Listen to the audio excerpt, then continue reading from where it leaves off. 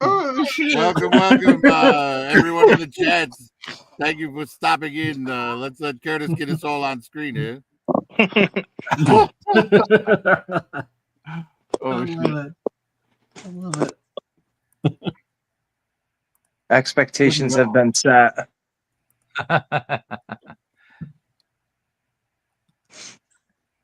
There I am. Hello. Hello. Welcome, everyone in the chat. We are here tonight to talk about our top picks for 1989. The way this works is each member of the panel has given their top 10 picks for 1989. If one person picked it, it will get a rank of D. If two picked it, a rank of C, 3, B, and so on until if 5 or 6 people picked it, it is an S-ranked film. S-ranked is the best. That's the goal. So why don't we go ahead and introduce everyone here on the panel. I am the Prophet Director, as everyone knows. And you can find me on the Prophet Director on YouTube or PD Destro 1973 on IG. Curtis? My name is Curtis Schultz, if you guys don't already know. You could find me on YouTube and on various YouTube channels, and you can find me on Facebook as well and Instagram. But yeah, on to the next person. Digital, how about you? I am the Digital Caveman, and you can find me Monday through Friday at youtube.com/@digitalcaveman with 2 N's, just like it's spelled under my beautiful picture there. Not that guy with 1 N. Make sure you put 2 N's because we don't like that guy with 1 N. But do action figure reviews 5 days a week. So check it out. It's a mix of a little bit of everything. And you can also find me, same handle, on Instagram and Threads and possibly X, Twitter, whatever the hell they're calling it these days, although I don't go on there very much. All right, Ed. And Hello, I'm Ed of Geek Homeworld. You can find me at youtube.com/@geekhomeworld. I talk film, TV, tech, and I just talk and talk and talk. But I'm glad to be here with everybody. We're doing the films of 1989. We want to see you guys active in the chat, and let's just make this a great show. A lot of hard work's been put into it, especially by Prophet and everybody else. So let's have a fun time. All right, Digital, I'm sorry. Did I cut you off? No. I think I right. finished. Also, you could find Curtis's very large head on the screen there. But you can also find Ed on the radio. Oh, yeah. I'm on WRHQ.com. I'm a fill-in announcer. So, yeah, back into radio. Very nice. Thank you. M3, how about you? It's me, M3. You can find me in my garage drinking beer, Bud Light, at any given night and any given Sunday. Tonight is Sunday, and I am drinking once again. Thanks. All right, and you can also find J.J. Abrams over at Curtis's house. Look at those lens flares. And our special guest tonight, our guest panelist, is Ace from Ace's Place 22. Ace, introduce yourself.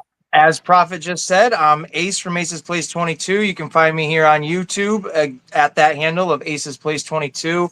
I mostly just do reviews of like Simpson toys, Ninja Turtle figures, and a little bit of random stuff, whatever kind of piques my interest. And I do a live every single Friday called the Ace and the Whole Variety Show. It's usually at 6 p.m. And check it out if you don't have anything going on that day. So there you go.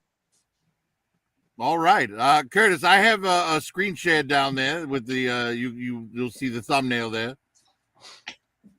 You could bring that up. Well, M3, if you don't mind, why don't you address the chat, sir? Absolutely. What up, Rob78, Ultra Liger? Raw Talk is here. Shout out Raw Talk. We got Geek. We got Digital. We got Moto Viper. What's up, Moto Viper? And Moto. Oh, Dose Studios is here. Doug Smith says hello to the panel for me, M3. Yes, sir. What up, TKD Bar? And what's up, Zach? Billionaire is here. Damn, there's a lot of you guys here. What up, Zach? Zach's my homie from over here, my local homie. Rob78. If I haven't mentioned Rob, I might be repeating, but what's up, everybody? Aces is here. Aces is on panel. Shout out to you for coming. And Prophet put a lot of work into this, you guys. Ed said we all did. We didn't do shit. Prophet did it all. Thank you, Prophet. The hardest thing we had to do was our movies. Make a movies. list, That yeah. was hard work. Well, speaking of hard work, I always try to put a little effort into the thumbnail, as you guys can see in front of you here. The Chicago Theater, now the Cobra Theater. But you can see the bat signal is up there, but Batman can't actually make it because he rear-ended me in traffic. And now he's trying to act like he didn't do anything or looking the other way. So you just And hit me, then Batman. down I'm here in the Batman. corner, Look at the smoke coming out. you've got He said, "Tell your you've got, insurance company about M3 trying to get props for his eggplant from Curtis, but Curtis is showing how small he thinks it is. I always like to update the movie posters. As you can see, there's Batman and Harlem Nights. Little spoilers for what's on tonight. The Abyss, and covered by the Batmobile mostly is Indiana Jones and the Last Crusade. I always try to put a lot of the movies that we picked onto the marquee. It's very nice. The matinee Nice. price of $3.99. That's what it was back in 1989. Yeah. Good luck finding a theater for that price now. Yeah. But hopefully you guys all enjoy the thumbnail. I always try to incorporate some toys that I have that were from a movie of that year. And naturally, being 89, it had to be Batman this time. Mhm. But anyone have anything they'd like to add before I start us on our journey through the movies of 1989? Thumbs Yeah, up, real thumbs quick. up. That's not honey. Nah, forget it. Hey, I can if I will. I don't know if I said Casuals here, and Fumbling to the Galaxy came in. What's up, fellas? What's up, fellas? Yeah, I saw Raw there. Talk come in too. I saw Raw Talk come in too. Yeah, thanks you guys.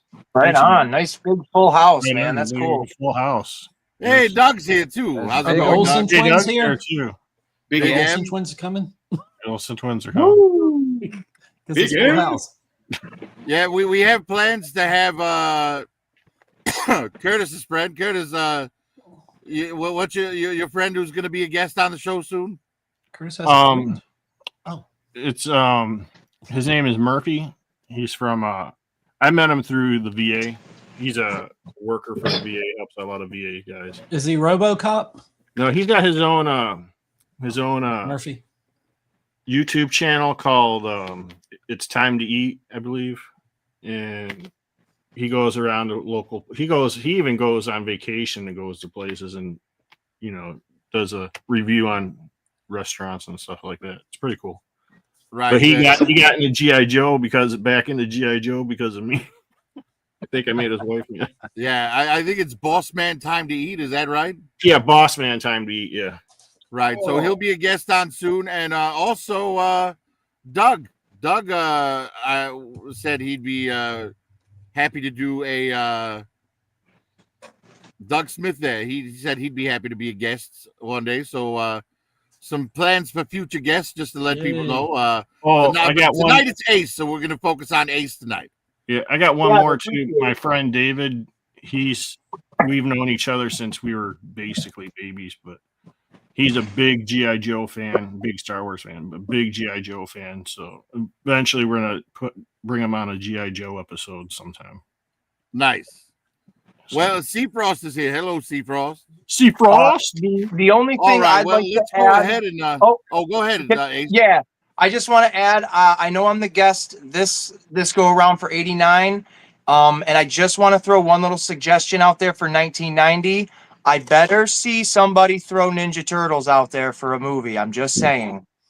Oh yeah. So, all right, that's all I've got. Hey, look, the first Ninja Turtles movie could easily make somebody's list for sure. Yeah. That's I a can't make great any film. promises about anything that followed. That's all right. That's all right. All right. So next up, Word. we're gonna go ahead and start the slideshow. The first movie on the list tonight, The Abyss. The Abyss, Oh, picked by perfect. DC, Ed, M3, and myself. Digital, why don't you start us off on The Abyss? You know, a great movie for its time, and the effects were really good. And I remember they shot this movie, like the underwater portions of it, on the biggest water stage in the world, or at the time. There might be one bigger than that now. And I can say, like, the first time this is a movie you have to watch multiple times, because the first time I watched, I didn't quite get what was going on. Maybe I'm just dense, but I had to watch it multiple times to kind of get everything. And then many years later, when I saw the extended cut or the director's cut or whatever they're calling it on DVD, that helped fill in some things too. So, but a great movie. James Cameron usually does, at least during this time, everything was great from James Cameron. Now, later on, I can't really say that, but your mileage may vary. But Abyss, I really enjoy this movie. Nice. And, Ed, you've never given up somebody anything else on can have it anything now. in your life. Fight! I tell you what, James Cameron doesn't know how to make a bad movie, and I can say that because I'm a Terminator fan. Yeah, seen but I'm a Titanic. Cameron fan. I know. I was like, sink the ship already, won't you? Just sink the ship. And but The Abyss was groundbreaking at the time that it came out. And James Cameron is kind of like a George Lucas. He doesn't do anything. He's like a Christopher Nolan. He doesn't make a movie unless he's gonna push things in a new and interesting direction. And The Abyss did that. The performances were great. The visuals were, like I said, groundbreaking. The Abyss is one of the best sci-fi films ever, in my opinion. And so there's no way it could not be on my top 10. So it definitely deserves to be in my top 10. Great film. Looks like Ace fell off. Hopefully Ace gets back in here soon. Ace is the place. But Ace wasn't one of the ones that picked this anyways. Well, that's what he gets. M3, No. Why don't you tell us why society got so upset that they pretended that a rat could breathe liquid oxygen? Yeah, well, I think that this was a really good movie, and it was a perfect idea of aliens being here on Earth and us humans fucking some shit and dropping a nuke down where it shouldn't be. So we had to go and get that nuke, and that was the whole military procedure, or the whole procedure was to extract that nuke, right? The amniotic fluid that forgive me for not giving his name or not knowing his name, but he had to go down to the water because he was in the depths of really deep water. The amniotic fluid idea was superb to me. I thought that was like, wow, that works. So that means if Hollywood puts it out, that means we've probably been fucking with this kind of technology for a minute, right? I always believe that Hollywood kind of puts little tidbits of information to the public, slowly, so we can accept it later. But I think the aliens under the ocean was a perfect concept. Good movie. If you guys haven't seen it yet, it's a pretty good watch. Gina Davis is in it. Pretty good. Gina watch. Davis is not in it. Oh wait, who's the girl? What's her name? If it's not, I know it's not Gina Davis, but it's Mary Elizabeth Master Antonio. she's great. She did a really good part. She's got some good scenes. Michael Bean. What a Terminator. freaking name, Yeah, man. Michael Bean absolutely kills it in this. His performance is insane. Big M. And that's a double entendre in particularly for that character in this film. I think this movie's one of the best of the year, and if this movie was made today, they simply would have sent ICE agents down there to deal with the aliens. Yeah. Gadoosh. But it wasn't made today, so it was excellent film. James Cameron killed it on this. Yes, Ed's James Cameron fandom is terminal. But this movie got picked by 4 people, and therefore it gets a rank of A. Yay. Next on the list is one of I believe it's Ace's pick. All Dogs Yeah. Go to Heaven. Why don't you tell us about Burt Reynolds' Fleas? Yeah, this movie, it's got a specific flavor. You know, it's not for everybody. Most people kind of look over an animated movie as like, you know, specifically a child's movie. But this, for what it was at the time, was very impactful to me and my brother when we were little because, you know, just family issues of our own. And this movie just shows a little girl struggling in an orphanage and not having a family and finding these, you know, basically these two junkyard dogs that don't really understand or know the meaning of love in a endearing kind of manner. They just know how to survive through the day. And the big boss, I guess, of the movie, or the big bad, is like this I don't know, pit boss kind of, you know, mob style bulldog. And he's, you know, the catalyst of why there's all these problems. And the little girl ends up, you know, finding a home within these two dogs. And looking back at it now, I've learned that there's a little story to it, that at the end of the movie, Burt Reynolds' character Charlie is on his way to heaven, something he was trying to do throughout like the whole movie. Once, you know, he realizes what being good is. And during the actual filming of the movie, they recorded the little girl's dialogue at the end of the movie when she's saying goodbye to him. And in real life, her father was jealous of her to a certain degree of her fame and ended up, unfortunately, murdering her in real life. So when Burt Reynolds went back to the studio to finish his lines, it's bittersweet. So when he's saying goodbye to the character in the movie, you can hear it in his voice, the heartbreak of him saying goodbye to this actual human being and the actress. And watching this with my daughter only a few months ago, it really sits with me in a whole different way than it did when I was a kid. So I suggest anybody that's lost a dog, a family member, or anything like that, give this movie a watch, and it might just sit with you in a different way than how you might have perceived it before.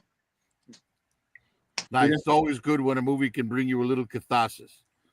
Yeah, and it's got on top of that, this movie, I believe this was the last time that Burt Reynolds and Dom DeLuise were in a film together. Yes, I was just gonna say that. Yes, it was. But yeah, and as far as animated goes, the 90s is where the Disney Renaissance starts. So I'm sure we're going to be seeing a lot more animated films on people's lists. But as it stands, Ace was the only one that picked this one, so it gets a rank of D. Good movie. Now, keep in mind, a movie getting a rank of D is not necessarily a bad thing, because every movie on here is in one of the panelists' top 10.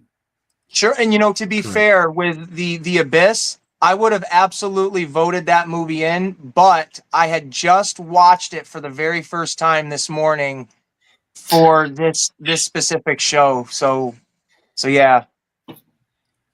Yeah, there's a couple movies on here that I wish I had more room on my list for, but simply didn't. Yeah. One of That's Curtis's every picks list. in particular, they put up later. I wish I would have had room, but we'll get to that when we get there. Next on the list, Always, and this was only picked by me.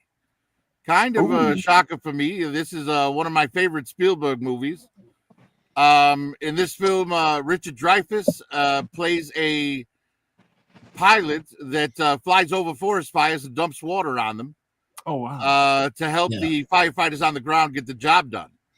Well, he dies pretty early on in the film, and then in order to get into heaven, much like in All Dogs Go to Heaven, he has a task that he has to complete to get his soul up there, and he has to be the inspiration for another pilot.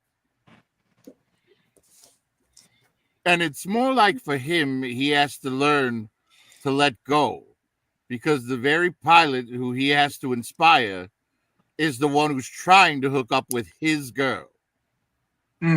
But this movie is incredible. It's one of Spielberg's best, one of Richard Dreyfuss's best performances. John Goodman absolutely kills in it, and Holly Hunter's never been cuter. Oh wow!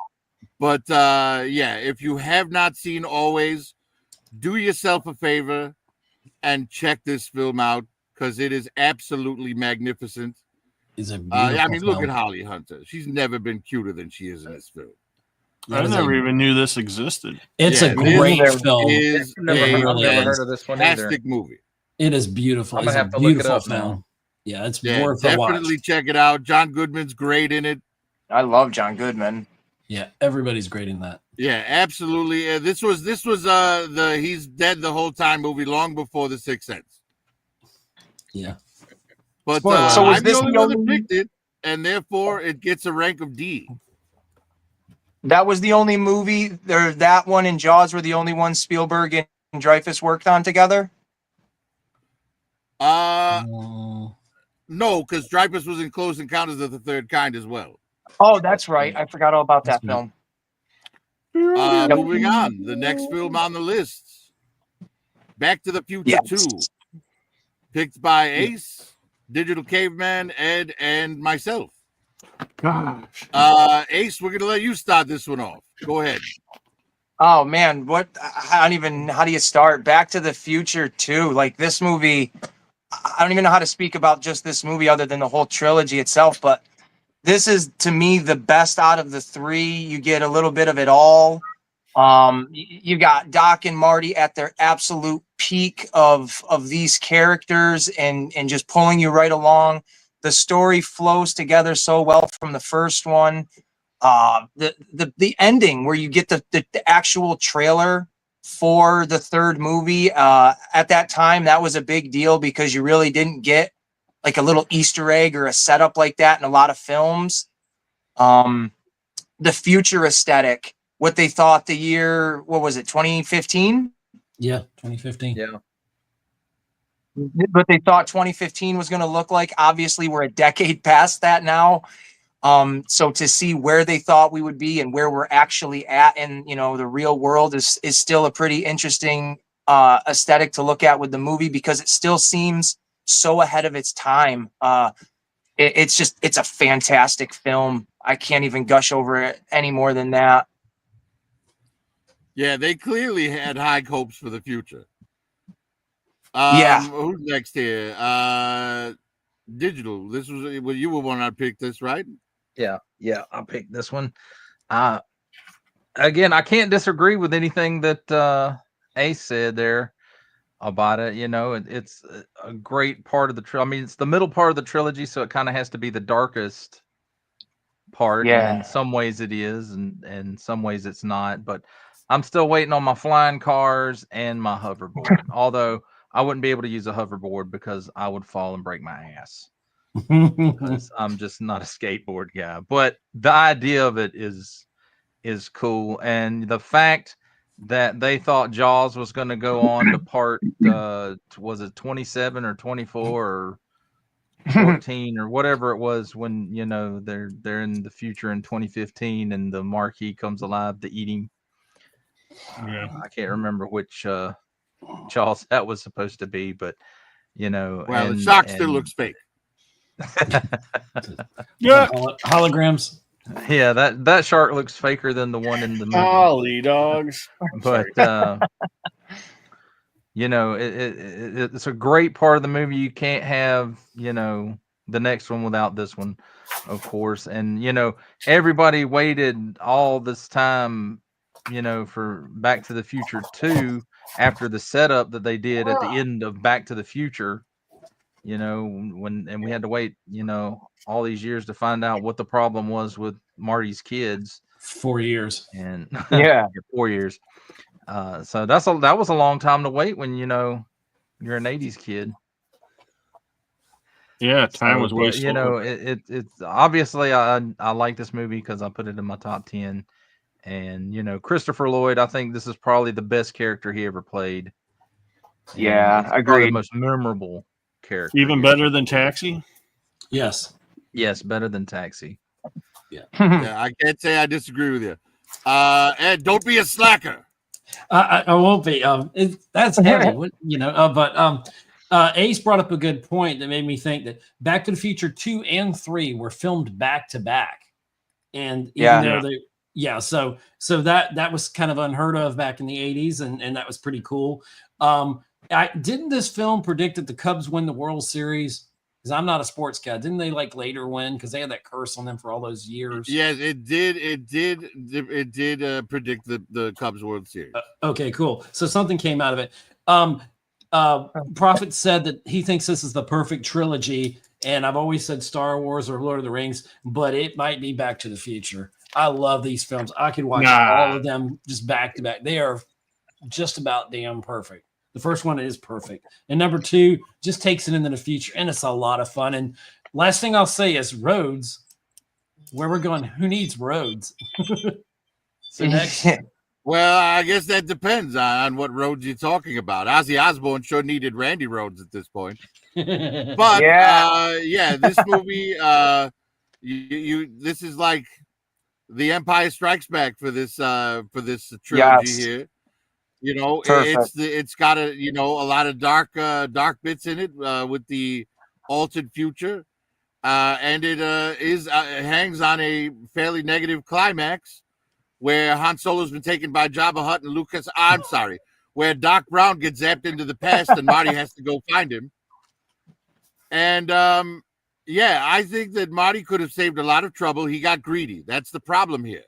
He wanted to take that sports almanac and bet on a ton of shit, when all he had to do was go back in time one day with today's lottery numbers. He would have been taken care of. But, nobody thinks about that. They always want to, be greedy and go more, further than they have to. But, whatever you're going to do, it doesn't matter. I think one thing that, with these trilogies that people don't really talk about much, that they probably should talk a little more about, is the iconic score. That like nobody talks about the score of this movie. Was it John Williams? A very memorable theme. It's not John Williams. No, but it is absolutely amazing. That's great. And I put it on par with John Williams like stuff as being that memorable. Prophet. It's very iconic. Prophet, can I add one fact to this real quick?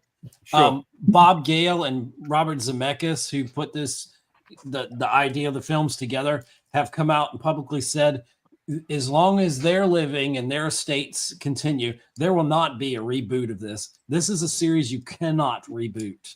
And it shouldn't be. It shouldn't be. Don't touch Right. it. Leave it alone. Disney, go And in case somewhere you're else. wondering, Alan Silvestri is the score. Oh, okay. Oh, yeah. he did the Avengers and stuff. Yes. in case you were wondering, Ed, Kathleen Kennedy's name, your favorite person in the universe, was in the credits. This was before the dark times, before she turned to the dark side. Yeah, this was back while she was still following instructions and wasn't in charge. And wasn't in That's charge. funny. Yeah, before the Empire. But this movie got picked by 4 people, and therefore it gets a rank of A. Nice. Next on the list, Batman. Wow, so soon. Picked by literally everybody. Buddy. Oh yeah. Like, let's be realistic. Everybody was picking Batman from the Of start. course. Hey, Prophet, we should I'll go all ahead talk and about it start. at the same time. I saw this movie opening day with a friend of mine, Wow. and the day right after I came out of the theater, my friend Brian and I turned to each other and said, "That is the greatest movie we've ever seen." And this remained my absolute favorite movie I've ever seen until Forrest Gump came out in, what was it, 94? Yeah. That But sounds right. this movie, at the time, I thought this movie was perfect. And here's the thing, right? Everybody got so mad at Batman v Superman because Batman killed people. Here we And go. Yeah. it's like Batman killed people in this too. Yep. But the difference Yes, is he this did. movie was good. But yeah, the Batmobile, very iconic. Built on a Corvette Stingray chassis, I believe. Jack Nicholson, totally iconic as a Joker, even though he was admittedly trying to emulate Cesar Romero's Joker. Hmm. Kim Basinger, hot as hell. What are you gonna do? Michael Keaton, still the best Bruce Wayne in my opinion. But yeah, I'm gonna go ahead and stop talking about it. And Curtis, why don't you tell us what you thought? Yeah, this was one of my favorite movies for the longest time. Still is a favorite of mine to watch from time to time. So, I saw this when it came out on VHS. I didn't get to see it at the movies. And me and my friends, my parents got it, and they got us pizza, and we sat around. I remember it was a summer day, like around lunchtime. We watched it and ate pizza. It was a great time. That movie, we're just like, wow. You know, it was great. And then what's his name was in it? Colt 45. Billy the D. Billy Williams. Yes. Interesting Billy that D. you call him Colt 45 and not Lando Calrissian. I know. I tried You're throwing it. See, but yeah, it was the characters. Joker, Jack Nicholson was great, even though I didn't think he was gonna look like he was great. He did pretty good. I liked how they did some of the things, like his face was like melted that way. That was pretty cool. Who else was in it? I'm forgetting somebody. I can't think. The Batmobile was great. You know, it's just a great. It's a very fun movie to watch. You know, you ain't got nothing to do on one of them stormy, rainy nights. You just pop that in. That's all I have to say. Ed, why don't you tell us, where does he get those wonderful toys? Toys.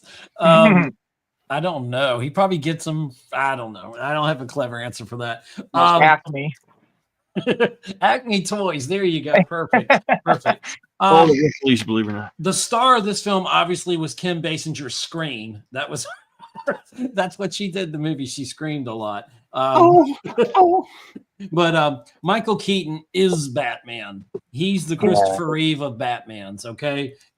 You know, he is, you know, that, and there'll be no discussion about which Joker was the better Joker. They're different Jokers. Jack Nicholson played a campy homage to Cesar Romero, but it was his own Joker. And people forget when Tim Burton did this film in '89, this was seen as a dark take on the films that were out there. That y'all remember the '80s were bright and bubbly and neon. You don't see any neon up in this joint. And I like that. Michael Keaton was so serious. We were at Joe Fest and saw a guy dressed in the Michael Keaton outfit. Me and Caveman saw him. Mm-hmm. And my God, we thought it was Michael Keaton. This guy had it down pat. But people forget Prince did the soundtrack, which still kicks total butt. And there's so many good songs in there. Caveman's his Party Man, I think. Mine's probably Bat Dance. It's a masterpiece, but a lot of good stuff on there. And I think that's all I got to say. It's a brilliant film. It is the film that all Batmans should be judged by. Next. Digital, perhaps you could touch on why Tim Burton's gothic vision was so perfect for this. First of all, I have to say, this may not be the first movie that I saw on opening night, but it was definitely the first movie that I had the date on the calendar circled and can still remember. June 23rd, 1989. And I went to the theater, and it was a small theater, and it was cram-packed full. I went with my brother and my older cousin, and we were the only place we could find seats was all the way at the very front of the theater. So, you know, our heads are craned way up, trying to, you know, take in the spectacle of this movie. And my neck hurt after the movie was over, but you know, the adrenaline from watching this movie kind of helped with that. But you know, it's funny that you talk about Tim Burton's vision for Batman. This wasn't the first movie he directed, but it was very early on in his Hollywood career. And so the studio, you know, was very, very involved in the day-to-day goings on in during the production. So he was tempered somewhat by the studio. And then you take a look at Batman Returns when the studio just let him have free reign, and you know he went a little too far on that one from what you know the studio wanted, at least. But I don't think there's anything wrong with stuffing a bomb down a circus performer's pants and kicking them into a sewer. that was pretty badass, though. You know, going into this movie, I didn't know what to expect from Michael Keaton as Batman, Bruce Wayne, because the only thing that I could remember him in up to this point was Mr. Mom. And I was like, how is this comedian going to play Batman? He's too small, but he pulled it off. And, you know, Nicholson's Joker was fantastic. And, you know, I think that's one of the biggest reasons this movie did so well. And the reason that Jack Nicholson made a shit ton of money off of it. And he did, because he took some upfront money, plus he got a take of the box office, and he got a take of the merchandise, and he probably got a take of some other stuff too. And one thing that they filmed, a lot of people don't know, and the only reason I know it is I collected, you know, the little bubblegum cards, the movie cards that you used to get at the grocery store and stuff that had the bubblegum in them. Right. They had series 1, which was basically, you know, all the steals from the movie. And then they had series 2, which was more behind the scenes stuff. And one of the things that I wish that they had left in the movie is at the end, when the Joker's throwing out all the money, he's throwing out all these dollar bills. Right. It's counterfeit money with his face on it. Because if you remember earlier in the movie, when he's talking to Vicky Vale at the museum, you know, he says he wants his face on the $1 bill. And well, he made that happen. And I really wish that they would have left that in the final cut of the movie, because I think it really, you know, that it makes a point, I think. And I could talk probably a lot longer on this movie, but I'll let somebody else have the chance before I say everything about it. All right, Ace. Yeah, I agree with everything you guys got to say, and then I'm just going to add a little bit of, you know, topping to the cake.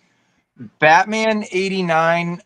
I don't think it was the first Batman movie I saw, because I was born 1990, so I had a few years before I really saw the movie for what it was.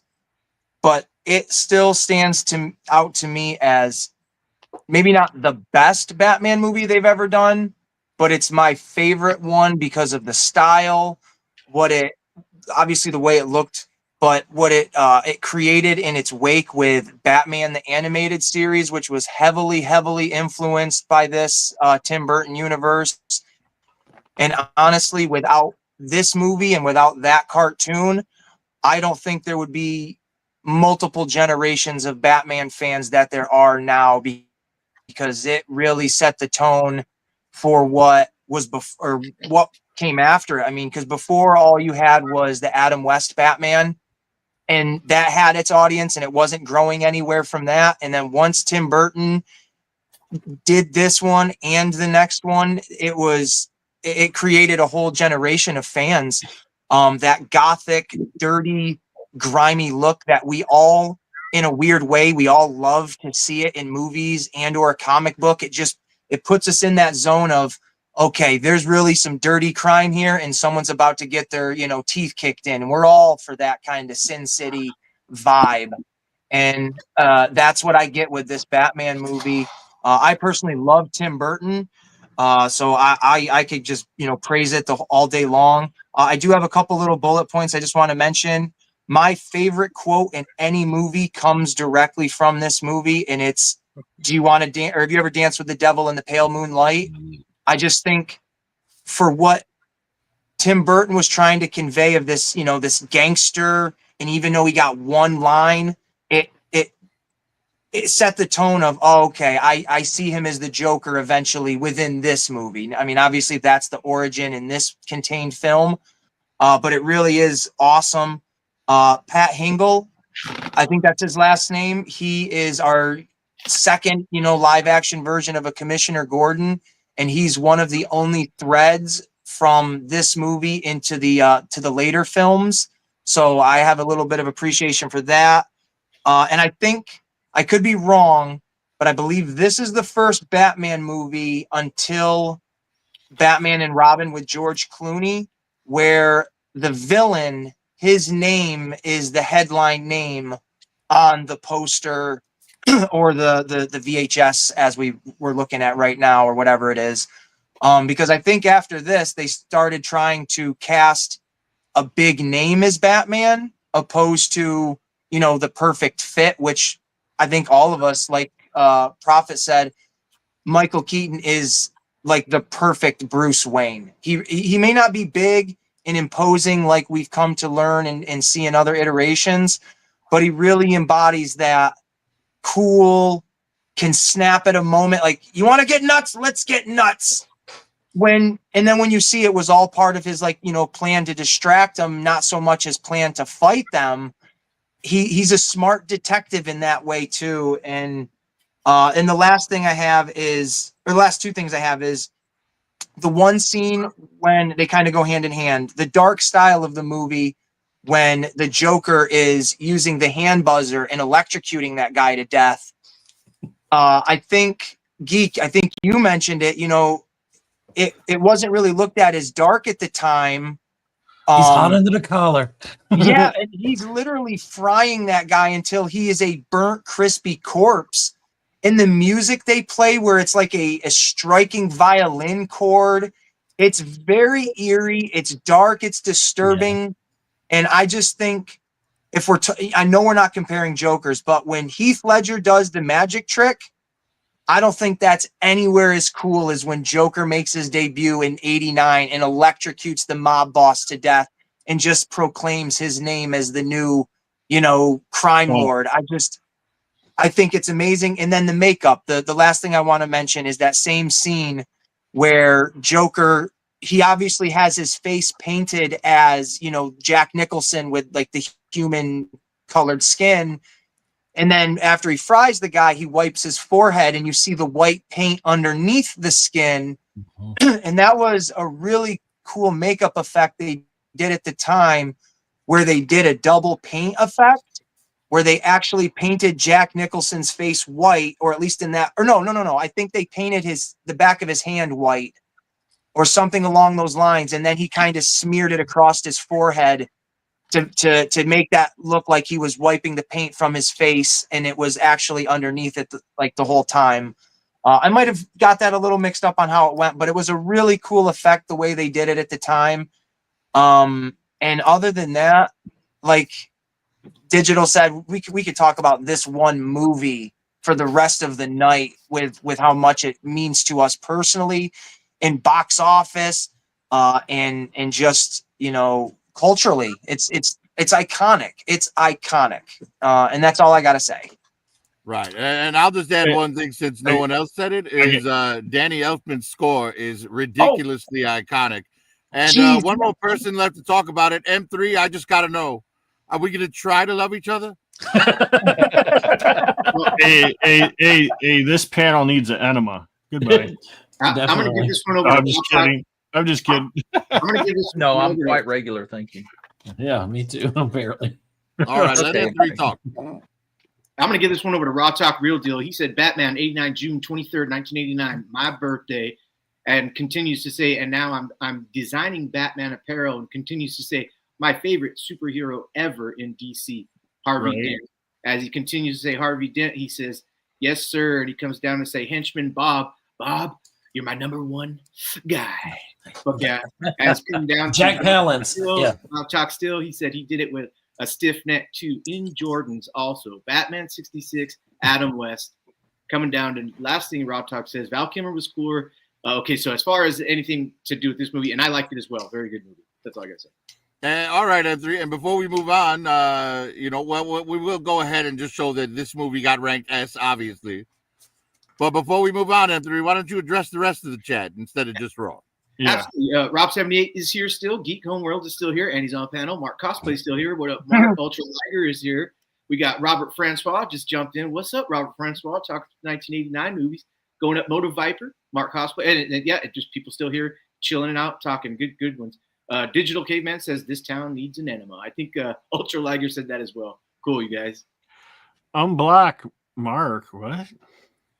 Nice. Yeah. And I think it was Ed that said, let's not forget Jack Palance. Yeah. Oh Brilliant yes. actor. He was Yeah. great. And Yeah, Robert really Wool. great, Robert Wool was addition in to the there. film. But yeah, obviously Batman S tier, and we're moving on. Next on the list, Bill and Ted's Excellent Adventure, picked by Digital, Ed, and myself. Ed, why don't you start us off this time? I'm just gonna make it really quick. Was it now? This was the first one, or is this the second one? Yes, This the is the first first one. one. Yes. Oh yeah. And probably my favorite character in this is George Carlin. George Carlin was so great in this, and just everything about this is great. I mean, if for decades this was my Keanu film until Matrix, or well, not decades, but you know what I mean, a decade at least. But it's still one of my favorite Keanu films. This film is just fun. And even the latest sequel they did a few years back, I enjoyed it. And there's like 3 of them now, I think, or whatever. But Bill and Ted's is just a fun movie, and it's great. I don't really have much more to say, so I want to pass to somebody else. But it's a great film. I love it, and it's in my top 10 definitely. Yeah, I'll say I have to disagree with you about the third one, about the newer one. I liked only it. because it takes away the Wild Stallions from Bill and Ted and gives it to their daughters. Well, Like they're that to me was kind of like, come on, man. Like They're at the end passing of the second torch. One, they show No way, Mark. that song "God Gave Rock and Roll to You" as the song that unified everybody. Performed by Kiss in the film. Yeah. And then in the last movie, they took it away from Bill and Ted and gave it to their children, and I'm like, come on, man, that's not what the first 2 movies said. They kind of contradicted themselves, and took the power away from them and gave it to somebody else, and didn't really appreciate that. But we're not talking about that movie. We're talking about this movie. And I have to say that I loved Socrates. I loved Billy the Kid. I thought Genghis Khan in the sporting goods store was amazing. Yeah. I love that Joan of Arc loves aerobics. And Napoleon. to quote Napoleon, I will say "Avec me, water slide," and I will pass it on to Digital. Ice cream. Can sum this movie up in one word, and that's whoa. Excellent. And it's a fun take Perfect. on time travel. The second big time travel movie we've got in this year, and no doubt because of the success of the first Back to the Future is more than likely why this one got made. But it's just a really funny take on it, and Rufus, excellent. And on that note, I just have to say, be excellent to each other. Yeah, hey, None- do you remember none when I of you asked your guys- mom to prom? Hey, none of you guys mentioned Tia Carrera. Tia Carrera's not in this. You're she in a getting this sec- confused with Wayne's World, dude. Oh, Wayne's World. I yeah. kept Wayne's doing the World, same Wayne's thing. World. Party time, excellent. My Yeah, bad. I think my favorite line in this whole film is, you remember when I asked your mom to prom? Yeah. You got to forgive Curtis. He was hanging out with Jim Morrison in the desert. Right. I was But, on a horse. This I was movie on a was horse picked with by no 3 name. of us, and therefore it gets a rank of B. Next on the list, Driving Miss Daisy, picked by Ed. Ed, why don't you tell us all about Morgan Freeman driving around a crabby old woman? Oh, While he's doing that, I'll be right back. Oh wow, it's so bad he had to leave the room. Oh my What god. a Miss Daisy. No. I'm surprised I'm the only one to pick this. I thought Prophet would pick it too. It's Yeah, a 2 it's minutes. a beautiful film. It's a beautiful film. Morgan Freeman and just the relationship and it goes through the time of there's civil rights going on in America at this time and all that and you see these people that shouldn't be friends and they have a working relationship and you see their friendship grow. It's honestly it's one of my favorite oh gosh, what's his name? Dan Aykroyd films. I love him as Booley, go in there and charm the nurses. And Jessica Tandy was so graceful in this and grumpy as hell. And they just got a lot. You see two people from completely different worlds. And it's a film I think that resonates even in today, where we should, we can all get along together, even if we're totally different. We come from different backgrounds. I mean, look at our panel. We're all from different places but yeah, people can still get along and be friends and you can, do your job, but you can still find something deeper. And it's a beautiful story. It's just a wonderful story. And it's a brilliant film. And I think it won Academy Awards for Jessica Tandy and it may have been, I think, Picture of the Year at the Oscars that year, I believe. But it's a fantastic film. Very nice. Yeah, Morgan Freeman is one of my favorite actors. And if I had I want to replace the generic GPS voice with Morgan Freeman's voice. Could you imagine that? Morgan That'd be Freeman interesting. telling you when to turn left? Like, that would be amazing. I love it. But Ed was the only one to pick this film, and so it gets a rank of D.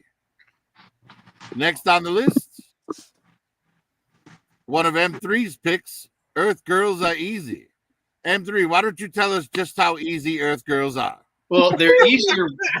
They're easier to watch than fucking Driving Miss Daisy. Good lord, can that movie just fucking be dumped? Wow. Come on, talk about your movie. Okay. Sure. Wow, shots fired. This is Gina Davis right here. This Gina Davis in the when it's I'm got gonna run you over with my Jim car. Carrey. It's got Jim Carrey, one of my favorite actors, Jeff Goldblum. They come to, and what's his name? One of the Wayans brothers, Marlon Wayans. They come down, they shave themselves clean, and they interact with all the stuff that Gina Davis kind of takes them around and stuff. It's a good movie. There's not much I could say about it. You got some maybe no naked titties, but got enough good stuff to watch and keep me interested in this kind of film. That's all I gotta say. It's pretty good. If you haven't watched it, it's probably something you want to watch when you're high.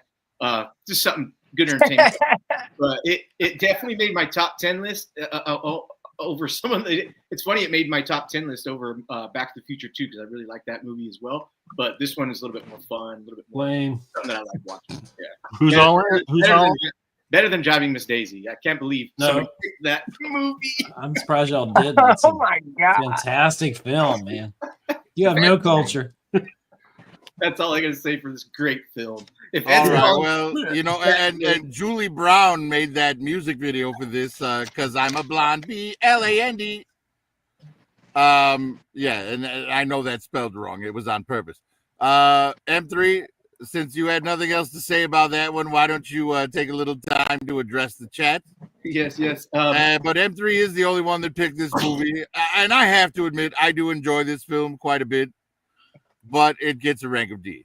Go ahead and address the chat, M3. Ultra Liger laughed at me talking shit on Miss Daisy. Moto Viper said gay. Ultra Liger said LOL. Ultra Liger, this movie, he said this is even gayer. Doug Smith said M3's mom is easy. Mark spit his drink. Rob 78 said, oh yeah, snap, funny movie. Robert Francois says there's certain movies I'd never watch and Driving Miss Daisy. Thank you, Robert. Yeah, y'all are Moto Viper sad. and- You're all a bunch of uncultured swine. You are. Damn. That was great, chat. Good job. Hey, but look, there's no scene in Driving Miss Daisy where Jim Carrey puts his snake-like tongue to the bottom of the glass, and then every girl in the bar wants to take him home. Moto said all the actors got paid $2K in an Profit. ounce. That's in the director's cut of Driving Miss Daisy. Oh, there you go. There you go. All right. Well, anyways, moving on. That was actually Next on Riding the Miss list? Daisy. I believe this is one of Curtis's picks, Field of Dreams, and this is that movie I was talking about that I wish I had more room for. But Curtis, I built it, so come. Great movie. I love baseball. I watch this with my grandpa. Enough said. That's an American way of life. You watch baseball with your grandpa. Great list, or great written book, I believe. Or was it a series of books? I can't remember. But it was really done well. It was you got Kevin Costner, these people come out of the field. I mean, they build a baseball diamond in the middle of a cornfield. So, and like these old White Sox ghosts come up and play around and stuff. It's great. You got to watch it. That's all I can say. I'm gonna let Prophet director take the rest of this one because I know he wanted to say something about it. So go ahead, Prophet. Well, all I want to say about it is like I think it's a very touching moment in it when you realize that the he that they're talking about in the "if you build it, he will come" is his father. Right. And the fact that he gets to reconnect with his father is just priceless. It's an amazing movie. James Earl Jones absolutely kills it in this film.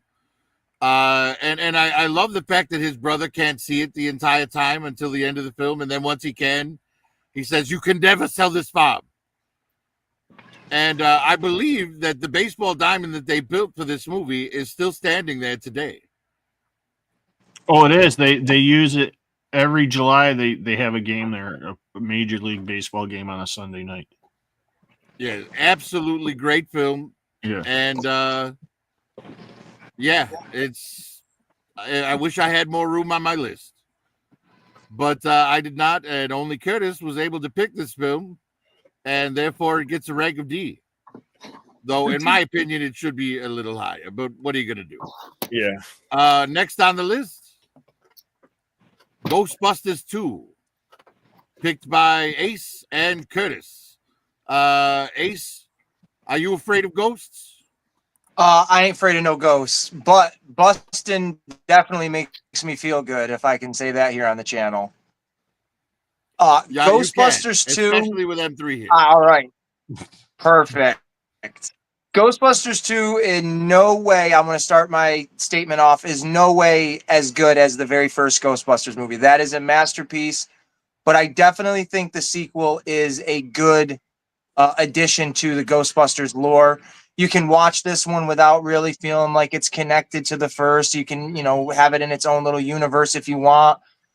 We just saw right there Rick Moranis on the screen. Who doesn't love Rick Moranis as Tully in any of the movies he's in? But Ghostbusters 2 is really awesome. It shows more monsters, or ghosts, if you want to even call them that, but not as main screen. They're just kind of in like montage moments. Definitely my favorite scene is when they're in the courtroom with I think they call them the Scolari brothers. I think that was their name. And that's just a really fun scene because you got the Ghostbusters obviously on trial for putting the city at risk again, and getting sued and stuff like that. You've got the return of Sigourney Weaver, who is a huge star, obviously for her fame in the Alien franchise. So to have her come back solidified this movie as, a definitely a good sequel. And it just brings back all that, I air quote, a SNL style comedy of the time to this franchise. And it's a really good freaking movie. And we want He-Man. We want He-Man. So there you go. Very nice. Curtis, why am I drippings with goo? Now we know what happened, why New York turned out the way it did. What? You know how New York is right now? All No, up not in really. shambles and hatred. On And, maps. Oh, Yeah. because there's a river of angry slime flowing beneath it. yeah, Yeah. who doesn't like pink slime? We have that in Washington too. Yeah. Yeah, Yeah, that I was will a- tell you who doesn't like the slime, and that was shit. What's his name? Slimer? Played Bankman. Peter. Peter Venkman. Yeah, Oh, yeah, Bill Murray. yeah. Bill Murray didn't like the slime. It was specifically in his contract that he was not to be slimed And he got in slimed. Ghostbusters 2. He- Right. That's So, cool. Curtis, what have you got to say about the film that you picked? Yeah. Second film, it was great. I watched it in the summertime. It was a nice summer night. Watched it, thought it was great. It's close. It's not as good as the first one because there was parts where it was just to me a little drawn out. But I wasn't a big fan of the head ghost in this one, but other than that, I like the movie. I like it a lot. I watch it all the time, probably 2 to 3 times a year. Anyway, it's a great family movie to watch with kids and stuff like that. So it's a good movie. He pretty much covered everything though to say about it. Right. Well, and speaking of family, my favorite line in the whole film is when Sigourney Weaver asks him to put the baby down, and he says, "You're short, you're smelly, and you're a terrible burden on your poor, poor mother."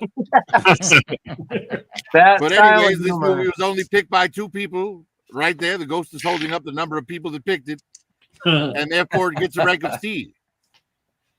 Next movie on the list, Harlem Nights. Yes. Picked by 3 people with good taste, DC, Ed, and myself. I didn't pick that one? Start us off on Harlem Nights. I thought I picked that Wait, one. who's starting? Digital, you go ahead and Oh, start. I'm starting. Okay. This was a hilarious movie. I probably only watched it maybe 2 or 3 times since it has come out. But the part that always sticks with me is like the Red Fox and Delarice scene in the alley, and they're arguing, and she, you want to shoot off my pinky toe? Well, here it is, and then he shoots her pinky toe off.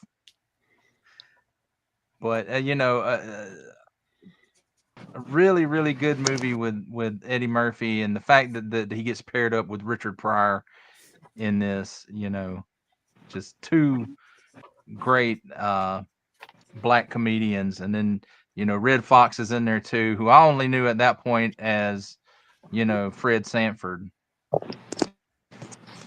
Red Fox is And, great, dude. Out of this, Eddie Murphy's production company put Red Fox back on TV with Delarice in a sitcom, and then before the second season could get started is when he passed away. But this is a hilarious movie. Eddie Murphy at his height. Very nice. Ed? He, came in and just basically said everything I was going to say. It's a stellar cast. And I know Prophet's going to agree with this. This is probably Eddie Murphy's best movie. This is a film I could watch over and over. Every joke still lands. It's just incredibly funny. The pinky toe with Delarice and Red Fox. That's probably one of my favorite scenes in it. It's wall-to-wall comedy. There's a nut. I know we've had this film on before, but Johnny Dangerously. I don't know why. Maybe because it's the gangster element of both or whatever. But I always put these 2 films together. I know they're different and all that, but those are both 2 films that I could watch, kind of like a Naked Gun film, from the beginning to the end and laugh my butt off the entire time. It's a great masterpiece comedy. It's Eddie Murphy at his best, in my opinion. And next. Yeah, it's a very quotable movie. I love the scene where Delarice is like, "Why you got to put the orange juice back in the fridge with just a swallow in it?" And Red Fox goes, "Well, swallow it and shut the fuck up." You know, I thought that Arsenio Hall trying to get revenge on Quick through the movie was hilarious. Oh yeah, He just kept Arsenio. failing to kill him. Just amazing. The when their madam friend is they're trying to seduce the driver for the mob, and he's like, "Oh, I got a girl that when she, the sun comes out." And then after the guy's with her, he gets on the phone with his wife. He says, "Yeah, honey, I ain't never coming home again."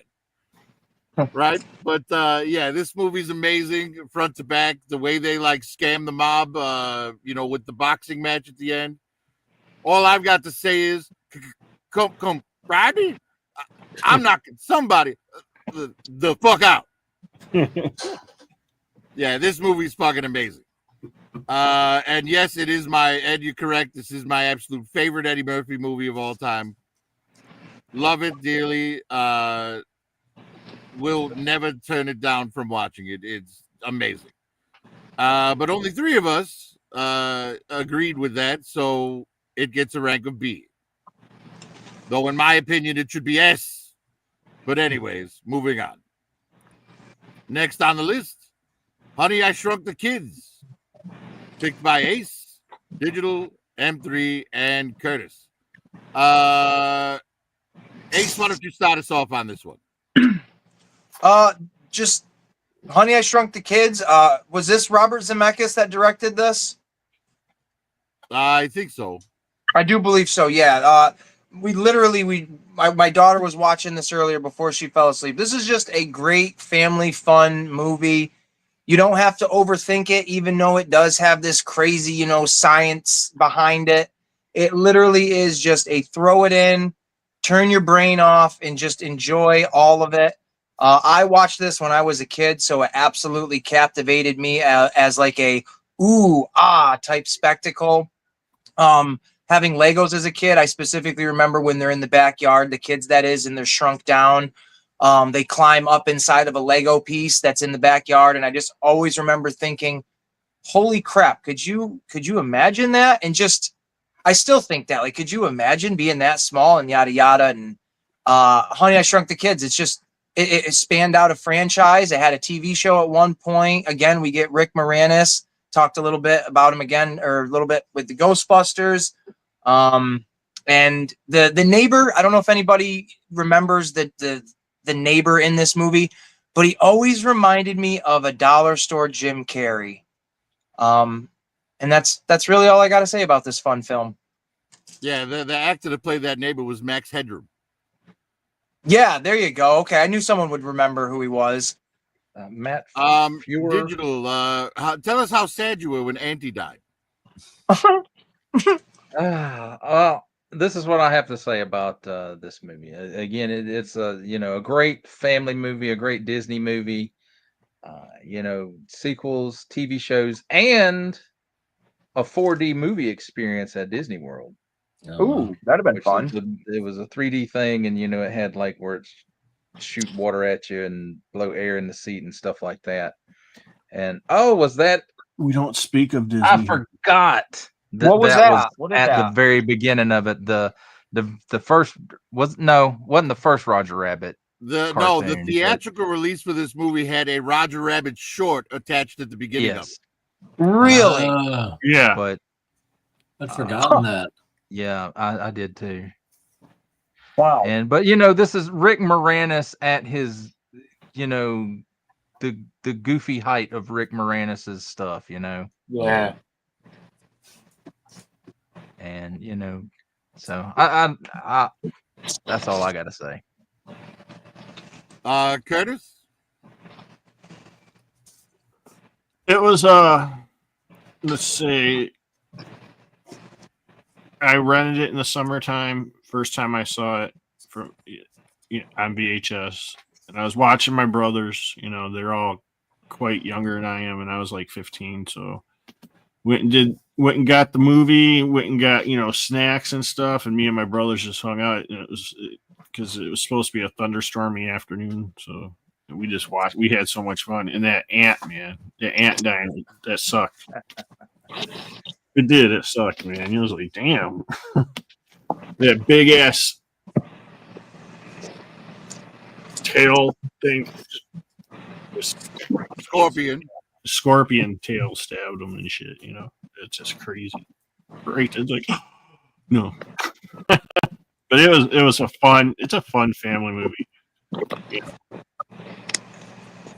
I was in love with the girl. I was her age around that time.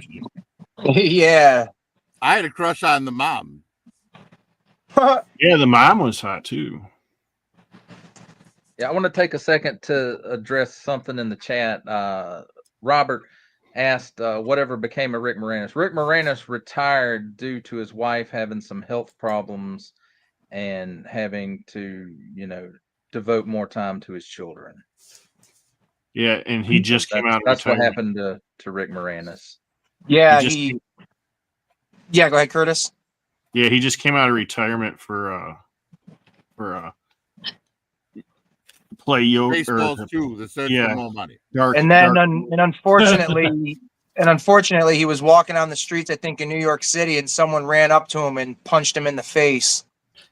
Yeah, I heard that. There's an actual YouTube video, or I say YouTube video, but a security video or whatever of it on YouTube, and I think it kind of put him back into the recluse life, which is unfortunate because we all could use some more Rick Moranis. Yeah. All right. Well, there's one more person to talk about this film. M3, why don't you tell us how upset you were that there were no upskirt shots of the mother in it? It's really a shame. Really a shame. Even the tea bag, when you stare up some guy's shorts. But no, I like the movie. It actually made my top 20. And when I gave Prophet my top 10 list, one of them was from '88, which was Heathers, and he was like, "Hey, that's an '88 movie." I was like, "Okay, I'll throw in Honey." Honey, I Shrunk the Kid came in by one of my others that I picked, so it was a good movie. I've only seen it the one time. It was one that he popped in, like Moto Viper suggested. He popped it in when for the kids, so him and his wife could go, play around in the bedroom for a little bit. Shout out Moto, that's cool. We also just had this movie like it was in the VHS collection, and we pop it in for the kids, every once in a while. But I remember a lot of it, but not all of it. So it was good, and I remember no CGI, if that's correct, but it was all like yeah, this was all practical. Yeah, all practical. It was pretty cool. Pretty cool. Which is amazing. That's all I got. What just happened? Ace fell off. He'll be back. I'm sure he'll be back. Yeah. Yeah. This movie's a decent movie. I have to admit though, the third one, the title is very misleading. Honey, I Blew Up the Baby. That could have been a disaster. Hey, I think Ace is still here. Somebody shrunk him. There you go. Nice. What are you talking about? Picked it, so it gets a rank of A. I'm looking and I don't see him on here. Kurt, No, didn't I'm eat it, joking. Dad? I'm joking. He's had internet troubles, and you don't have your magnifying glass out. So Fucking Kurt. you need a magnifying glass to find the shrunken Ace or M3's junk. Oh dear. Any way you slice it. Moving on, the next film on the list, Indiana Jones and the Last Crusade, another film picked by absolutely everybody. Wow, cool. Let's go ahead and M3, you usually go last because you're addressing the chat. We're gonna let you go first this time. Thank you. This is another every single one, even the movies that you guys might not like with the alien skull or crystal skulls or the most recent Indiana Jones. All the Indiana Jones are really good watch for me. I really like he's in that 1950s, 1940s era. He's fucking awesome. And this movie right here with Sean Connery in there, I was like, oh my God, what a good pair to put Sean Connery with Han Solo. It was great. This is a good movie. I'll let anybody else keep going on it, but I liked all the way to the end when they got to choose the chalice. And Indiana Jones is very smart in his archaeological finds. He knows what to do. The note taking, perfect. Loved it. Great movie. And Elsa. That's all I got. Yeah, see now, as you can see, my little icon there. Ironically, I put a Sean Connery head on a Harrison Ford figure's body to make a James Bond figure. Perfect. Which is kind of fun here. But yeah, Indiana Jones and the Last Crusade is my second favorite indie movie. Raiders, I mean, nothing's ever going to top Raiders for me. But this movie's great. I think my favorite joke in the film is when they come up out of the sewer in the middle of that like cafe, outdoor cafe, and Indy says, Venice. Like it's just great stuff. The Nazis are just fantastic villains. You are never going to like do better in an Indiana Jones film for villains than Nazis. Now I know in the Crystal Skull they tried to make the Russians, because of the Cold War and everything, but you can't top the Nazis. They're the ultimate villains, right? But yeah, this movie is an absolute masterpiece. And I'm gonna go ahead and let Ed say his piece. Go ahead, Ed. Yeah, you can't top Nazis even when they run the government. Sean Connery was great in this film. He's fantastic. This is probably next to Raiders. Raiders is perfect, but this is so very close to being perfect. This film, it's my favorite one to go back and watch and over again.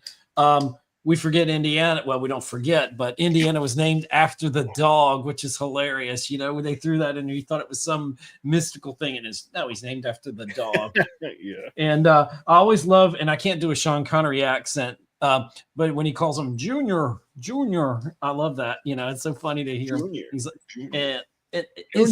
it's a great ensemble cast. I keep throwing around perfect trilogies. Well, they should have stopped at a trilogy. To me, I think Indiana Jones, the Raiders of the Lost Ark, what do you want to call it, is a trilogy. It's not, we kind of forget the Crystal Skull and the last one. We're not even going to talk about that. I've forgotten that. I put it out of my mind. But it's a great film. Who hasn't seen the Indiana Jones films and not loved everything about them? So that's all I got to say about it. All right, Digital, let your armies be the rocks and the trees and the birds in the sky. Yeah, again, like you guys said, this is my second favorite Indiana Jones movie, Raiders, of course, being the first. And, one of the great things about this movie is we got to see Marcus Brody come back. We got to see Sallah come back. And we got, Sean Connery thrown in there just for good measure. And again, the Nazis as the villains and hunting down some sort of Christian relic always seems to make the best Indiana Jones movies. The fact that, Sallah was fussing, or Indy was fussing at Sallah, the car got blown up and he come with all these camels. He's like, Sallah, no camel. I said no camels. Compensation for my brother's car. I love that line for some reason. It's just always increased the number of camels too. But fantastic pairing of Harrison Ford and Sean Connery. And I wish we had gotten at least one more movie with them paired together, but alas, it was not to be.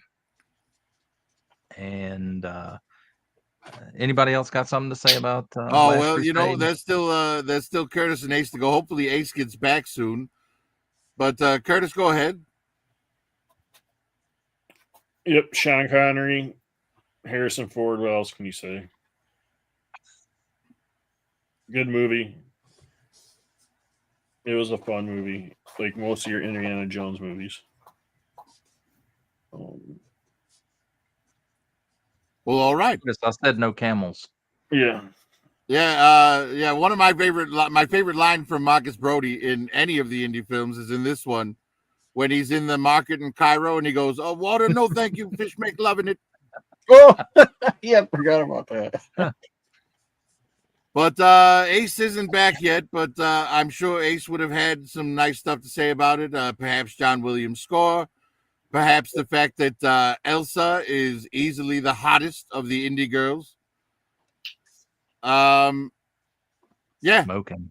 What else can we say? Showed up in the. He hasn't even showed up in the chat, huh? No, well, Ace he's got internet troubles, so we'll. Well, I mean, I thought maybe on his phone he'd pop on there and be like, "Hey, I'm." Well, hopefully he gets back soon. Yeah. But regardless, as this movie was picked by everybody, it gets a rank of S. Moving on, next film on the list, K9, picked by Digital.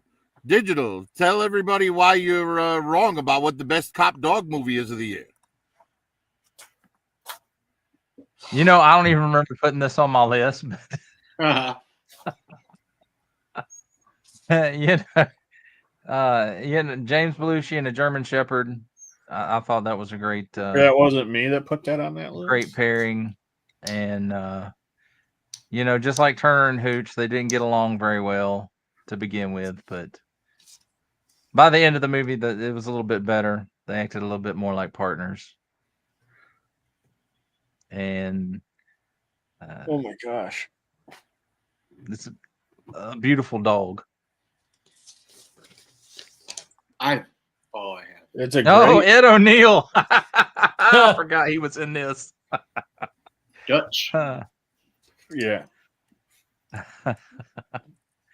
But okay, that's It's about all you've that's got all to I have say about that. K-9. Yeah, that's it. Yeah, I mean it's not I a bad remember movie. it being funny. Definitely not a bad movie, but I thought I picked that one. yeah, sorry you didn't, Curtis. To Shepherd, man. But hey, if you want to talk about it, go ahead. It was great. It was funny. Just go on to the next one. Well, all right. Since this was only picked by one, it gets a regular D. Yeah. Next movie on the list, Lean on Me, picked by M3. M3, why don't you tell us like how you surprised us by picking one that we thought only Ed would pick? Ah, I Yeah. almost picked it. And Ed didn't pick it. I almost did.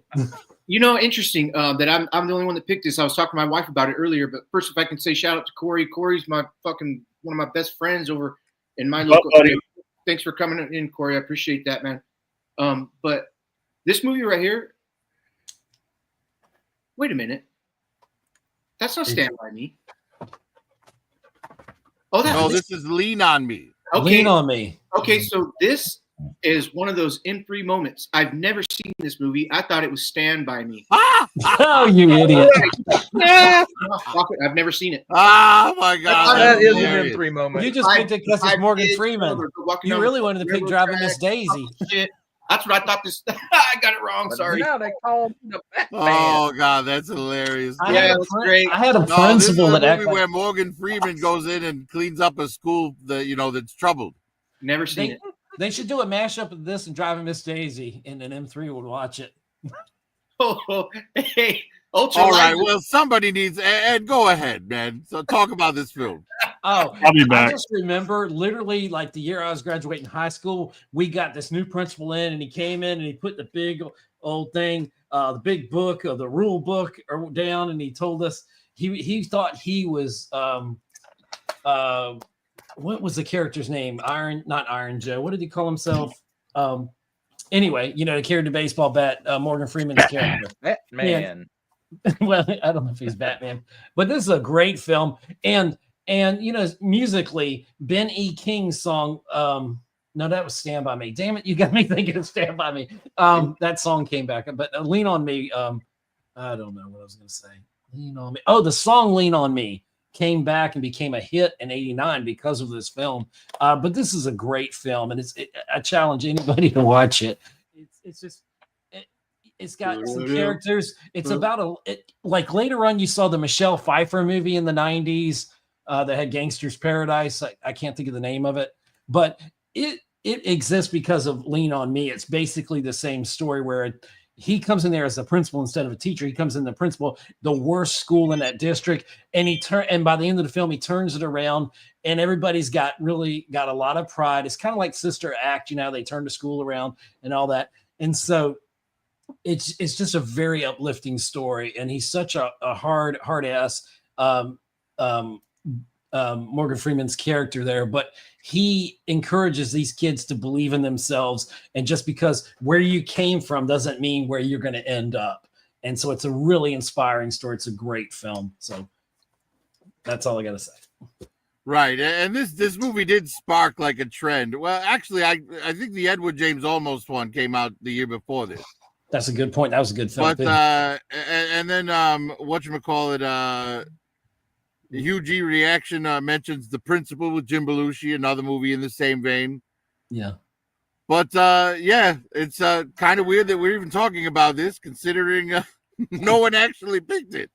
That's an anomaly. I love it. But I think- because M3 didn't even bother to look at a movie poster, Wow. it gets a rank of D. Hey, because I just knew right away. I think the line out of it was they used to call me Crazy Joe, but now they call me Batman. Something like that. Right. Still a So, great movie. M3, why don't you, since you had nothing to say about this movie that you've never seen, why don't you address the chat instead? Mark Cosway said, I watched this movie. It's very good, but I would never watch it again. I watch movies to escape, not to push me back into reality. Got it. Rotok said this movie was based on a true story in New Jersey. Yeah. Ultra said, so since M3 accidentally picked this, it's void of a rating, correct? I would say so. Hugh says the principal was Jim Belushi, Big Daddy Ken, Rotok, still here. Bull 80 laughed. Oh, and then we go to laugh, but shout out fucking Corey for being here. Thanks, Corey. Woo! That's great. Thanks for being here, Corey. And you guys, everybody in chat, thanks for fucking chiming in.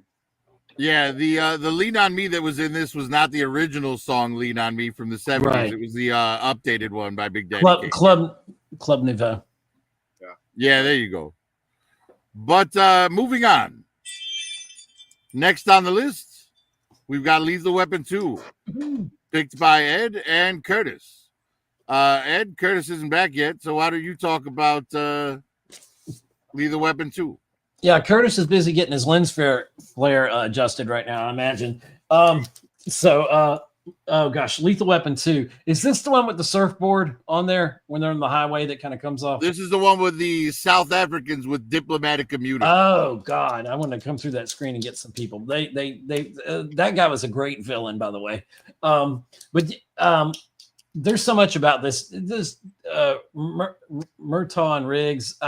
One of the great buddy cop films. It was so over the top. That scene right there when they go in off the edge into the swimming pool doesn't seem like much by today's standards, but back then that was kind of like, oh my gosh, what's happening next? It's a great action film, and this part where you go eeny meeny miny mo, and he shoots the fish tank, and those are like the fishes, and Mel Gibson he's a brilliant actor. He's probably even better director, and so many great films. Still makes great films, and this is just too funny. This is a great addition to the series. The toilet there when it exploded. Yeah, that's funny. So I got to fill time, don't I, until Curtis gets back. It's really a great film. Anybody else want to talk about Lethal Weapon 2? Well, I have to admit, like, this was probably one of the best Lethal Weapon movies, but I absolutely hated seeing that poor girl get drowned by the bad guys just for liking Mel Gibson's character. That's yeah. And this movie did introduce us to a new racial slur, but Danny Glover managed to take it back at the end of the movie, and when he shot the guy and said he's been decaffeinated. Yeah. But this movie's great, and if I had more room on my list, I would have picked it. Joe Pesci introduced in this film as Leo Getz. Whatever you need, Leo Getz. Yes. Yeah. Great character that stayed Joe with the Pesci. franchise till the end after this. Yeah. Curtis isn't back, so we're gonna go ahead and move on. But two people did pick it, and it gets a rank of C. I would Next like to on the say list. before we move on, I don't know how in the hell I picked K9 and didn't pick Lethal Weapon 2. Right. Who knows, man? Maybe you guys were just rushing through, just like, oh, I like that one. Click. Yeah. Not me. I wrote No, I wrote 20 movies down and like strategically planned my fucking execution. Did you though? Yeah. Lean on me. Right? Okay. I'm Oopsies. not lying. You know you want to put driving mistakes. We're losing all credibility here. Yeah, it's terrible. No, You but love it is what it is. So the next movie on the list, Look Who's Talking, Oh God. picked by Curtis. Okay. So yeah, now we are in a situation where we have to wait for Curtis. Your Curtis routine- left because he didn't mean to pick that.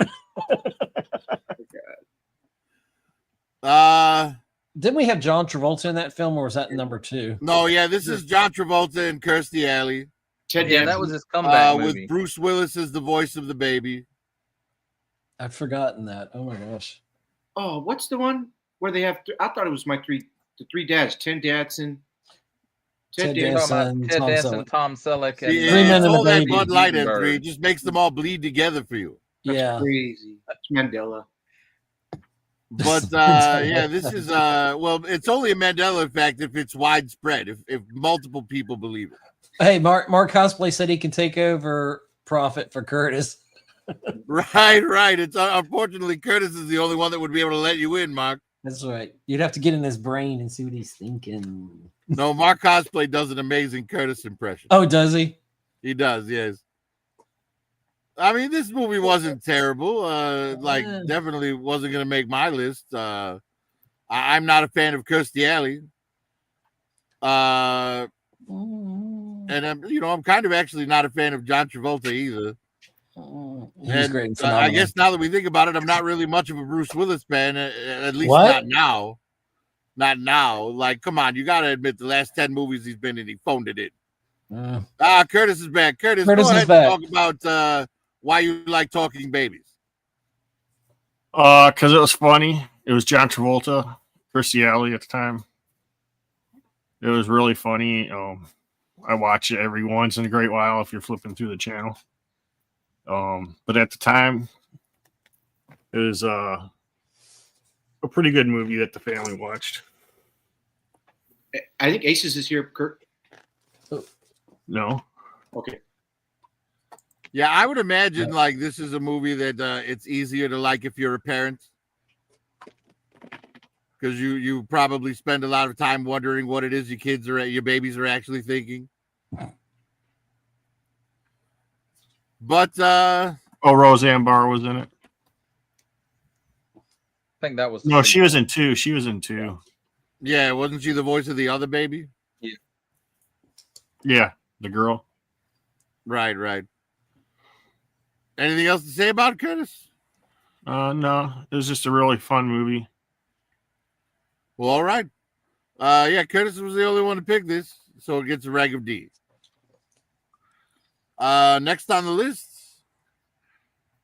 Major League. That was Picked a by funny M3 and myself. I'll go ahead and go first. This movie is magnificent. Incidentally, Wesley Snipes was not a baseball player. And he had to do a lot of practicing to learn how to pop the ball up like that every time. Charlie Sheen, arguably one of his best roles, probably only better role is Platoon. I think the things we could take away from this is Joe Booth cannot help you with a curveball. But yeah, this movie, one of my favorite baseball movies of all time. Tom Berenger and Rene Russo's relationship in this film is fantastic. And their boss, the woman, like I remember when they put the cutout of her and they were peeling pieces off of it. I was like just in the audience thinking, I hope they keep winning because I want to see that without, I want to see what's under those things. Yes. Yeah, this movie is absolutely great. M3, go ahead, man. Just a bit outside. This cast was great. And you're right. That part right there that they're showing right now where each individual part gets taken off until she's not completely nude. She's got a bikini on, which is kind of a disappointment, but that's fine. Charlie Sheen's haircut was my inspiration at that time in 1989. Was eighth grade. And I was cutting my hair and shaving. I was doing a lot of my friends' haircuts and shaving lines in them and fucking doing some funky stuff. So I got to play around with some haircuts. And when I saw Charlie Sheen with that hair, I did it to mine. It was fucking cool. Good fun movie. Baseball is not my favorite sport, but it is this movie right here is good. And better to watch one of these movies than like Field of Dreams or any of those fucking other ones. Which Fuck you. Right. No drama, okay? I like more comedy for baseball. If I'm gonna be watching, it's good. But yeah, shout out to this movie. Good job. Yeah, really, really great movie. This made my list and Field of Dreams didn't. So as much as I liked Field of Dreams, I did think this was more entertaining. But yeah, only M3 and I picked it, and therefore it gets a rank of C. Next movie on the list, I'm hoping it's not an ace pick. Let's see. We're looking at Christmas Vacation, picked by Digital and Curtis. And I will admit, the only reason I didn't put this on my list, because it should have made my list, was because it made my Christmas list. Right. So Lies. it already has an S rank somewhere else. So I Right. wanted to help something else. Right. But Curtis, go ahead and start us off on Christmas Vacation. Christmas Vacation, the third film in the franchise, and I watch it. I've already watched it this month, but it's a great comedy. It's the National Lampoon. It's Chevy Chase and what's his name? Her name, his wife. The kids start changing up in this movie. And you got Malecki or whatever his name is, that plays the son who ended up playing on Roseanne and Big Bang Theory. The sister, she was hot at that time. But yeah, it's the whole, family. You invite the entire family from both sides and everything goes wrong. It's a great movie. I'm sure everybody here has seen this. So go ahead, Ed. No, it's not Ed. It's Digital. Digital, go ahead and Oh, tell us Digital, about I'm your sorry. Jelly of the Yeah, Month Club subscription. We look alike, so I thought he said Ed. My bad. Yeah, I almost didn't pick this one because it made my Christmas list also, but then I was like, well, it did come out in '89, so Yep. That's I need to pick it just in case nobody else picked it. And a few years ago, I introduced my son to this movie, and he just fell in love with it. He makes sure that we watch it What are you doing? every year at Christmas because he just loves it that much. And shitter's full. Other than that, I think I said everything during the Christmas special. Mhm.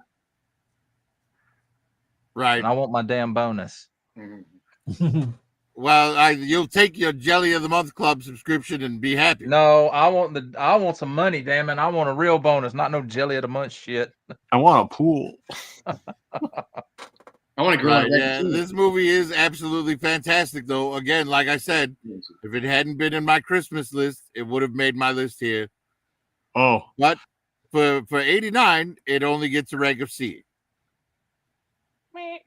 Next on the list, Pet Cemetery, Nice. picked by Ace and M3. And Ace isn't back yet, so M3, tell us why you like Undead Children. because he's Good. good. Hey, good gosh, this movie was damn epic in my opinion. I can't believe just being on an Indian near an Indian burial ground where certain ritualistic things took place, and the dirt was just soiled and bad. This guy moves his family to this place, and Curtis, Ace is back, and Where? his, backstage. I'm looking backstage. I don't see him. he just popped up in the private chat. Down. Where is he though? Maybe he's at the bottom. Scroll down your screen. No, like Digital is the last person. I believe I'm officially back. He said I don't see him though. maybe he popped back out. You may have to. All right, Ace, pop back in and out while M3's talking, and hopefully we'll be able to get you back in by the time he's done. so so this guy moves his family out there, and just real quick, you have your child die at that young an age. I can't even believe what your brain would be thinking. And if you weren't entangled into like knowing like Jesus Christ and what really happens when you die, and that there's a reason, you could take your dead child to this place and bury him in hopes that you could see him and look at him one more time, or her, So this movie was like really cool. When Church was a badass cat, dude, and the whole thing ended up being like a Chucky at the end, the kid like comes back, start killing stuff like that. So, but as far as like the concept, cool. And I have not watched the new reboot of this movie yet. I kind of want to, but then This one is just fine. So if anybody hasn't seen Pet Sematary yet, it's definitely a horror film. Curtis, we've never in Halloween Bangers, we've never really talked about Pet Sematary. We might have hit on it, but we never had it like as It's a. because it completely sucked. Nobody wanted to. So, yeah, No, a lot I'm of people. I'm just kidding. It's great. Good, Yeah. it's a good concept. I like this movie. I've only seen it twice. Yeah, we need to do that for Halloween Bangers. Mhm. Or a backstage, I mean, you know. And can I add something to that? Sure. Okay. I hope they got a really, really good deal on that house, because when you have a child that small, you generally don't buy a house that close to a busy highway. Just saying. Stephen King knows his stuff. Also, Tasha Yar is a bad mother. She couldn't even keep her child safe, and she was in charge of security.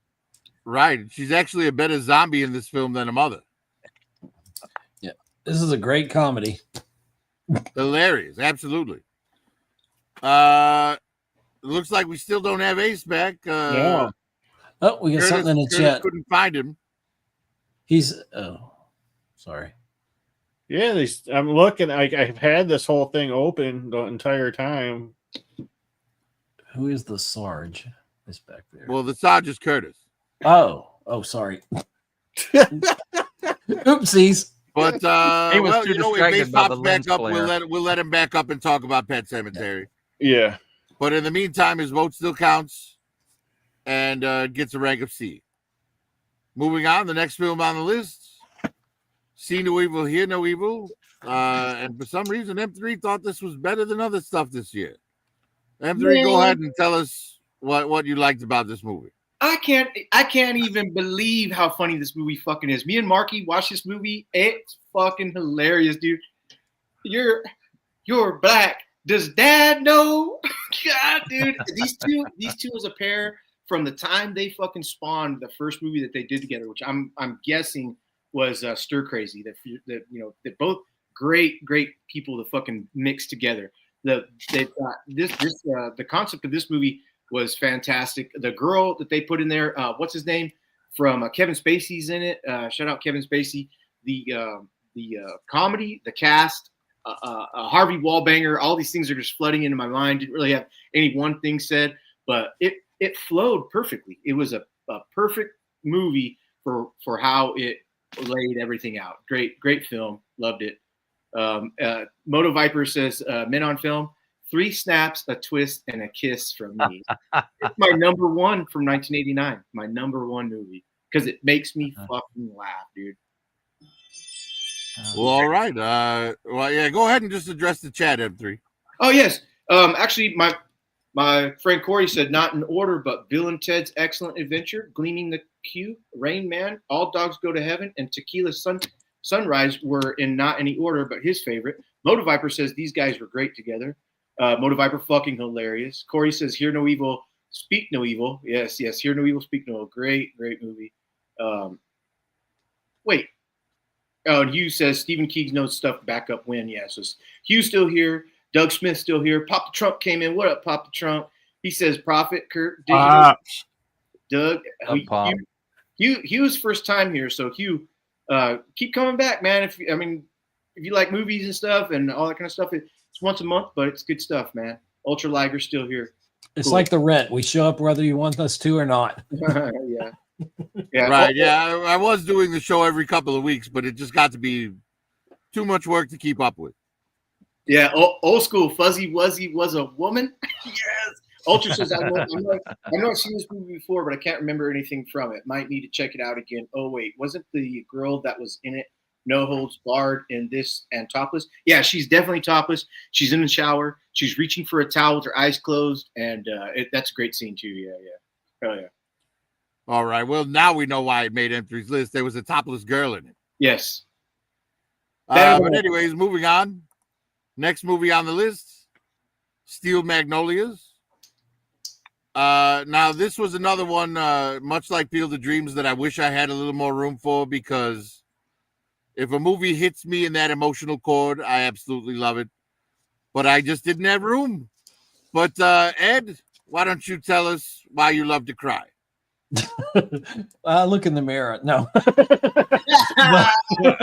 No.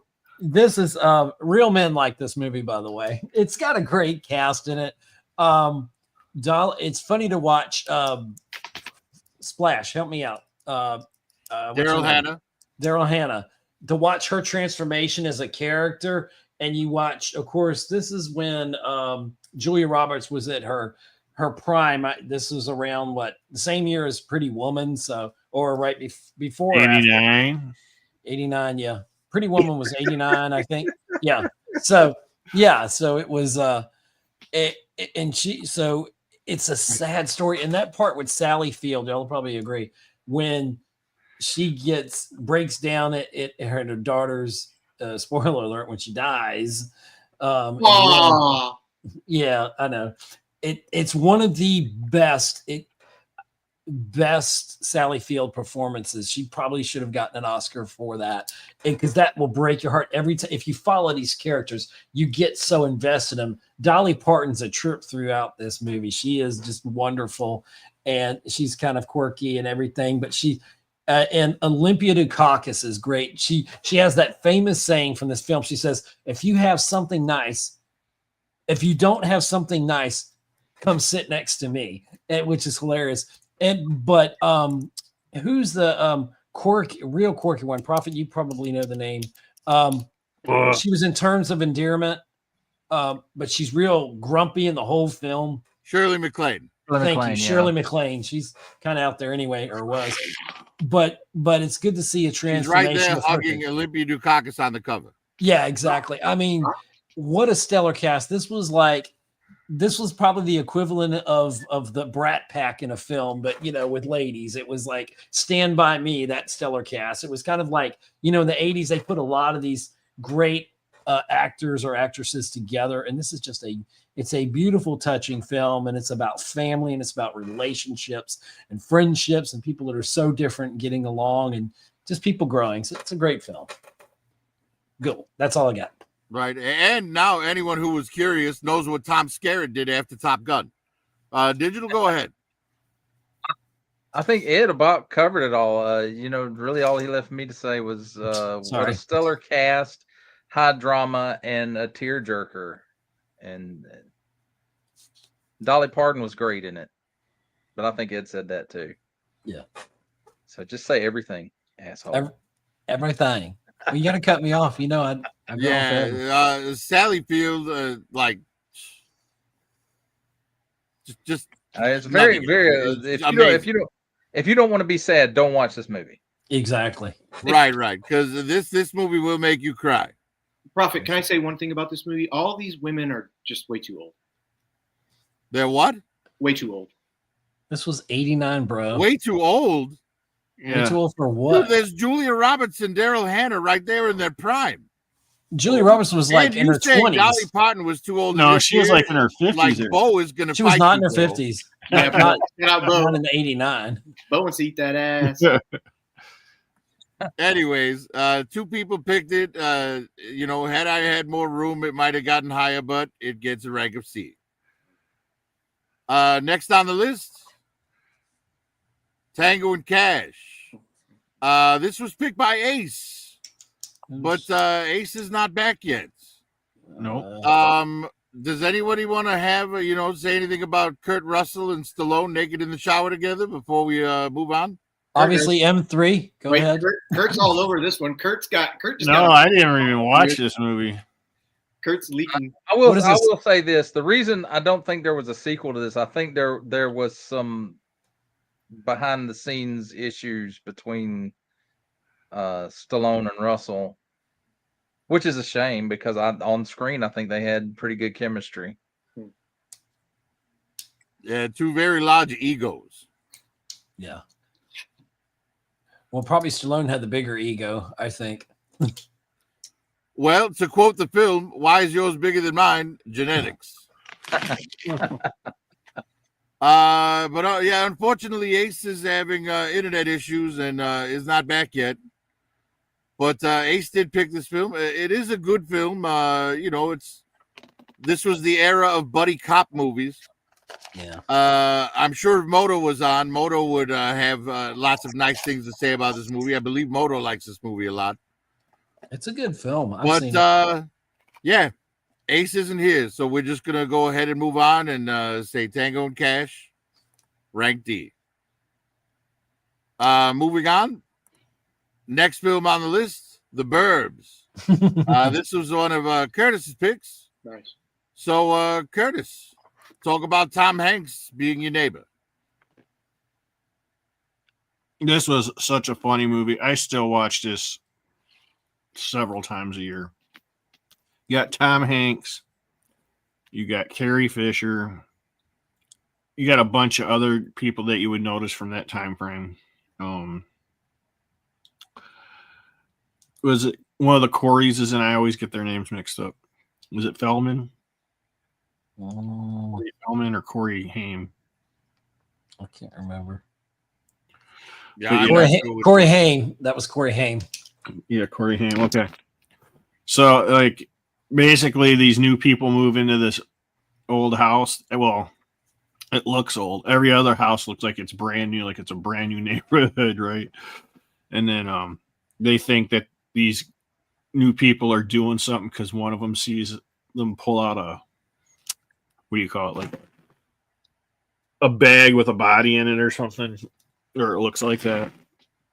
So then Tom Hanks's other neighbors like all into it, and they're like sneaking around, breaking into the house, basically, and all kinds of it's stuff. Feldman, not Haim. That's Yeah, Feldman. Feldman. Okay. Like I said, Feldman. So yeah, like it's just like they're trying to figure out if they were doing something. Oh, somebody was just in the back and it went right back out. That must have been Ace. But yeah, it's just one of those movies where they're trying to figure out and everything is funny, so everything goes wrong. It's great. It's just stupid little things. It's hilarious. It's a good movie. That's all I gotta say about it. Yeah, I remember enjoying it when it came out, but I have to admit I don't really remember much of it. Yeah. But yeah, Curtis picked it, and therefore it gets a rank of D.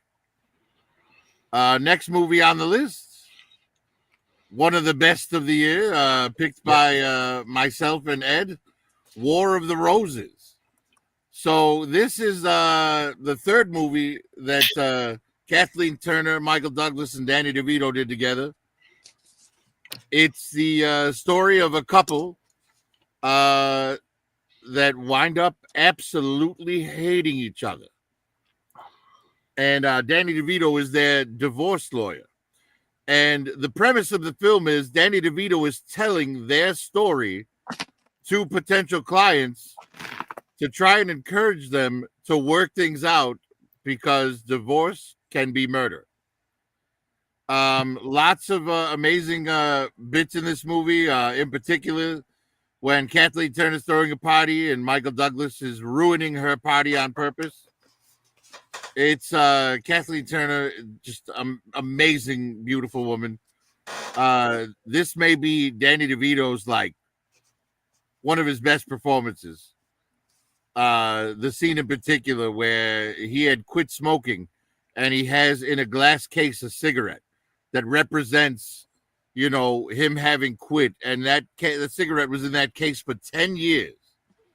And these two in their divorce made him break open that case and smoke that cigarette. But, while there's still some trailer running, Ed, why don't you take over?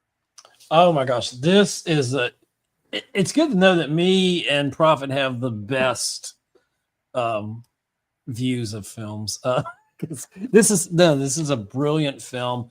And like you said, what a stellar cast. And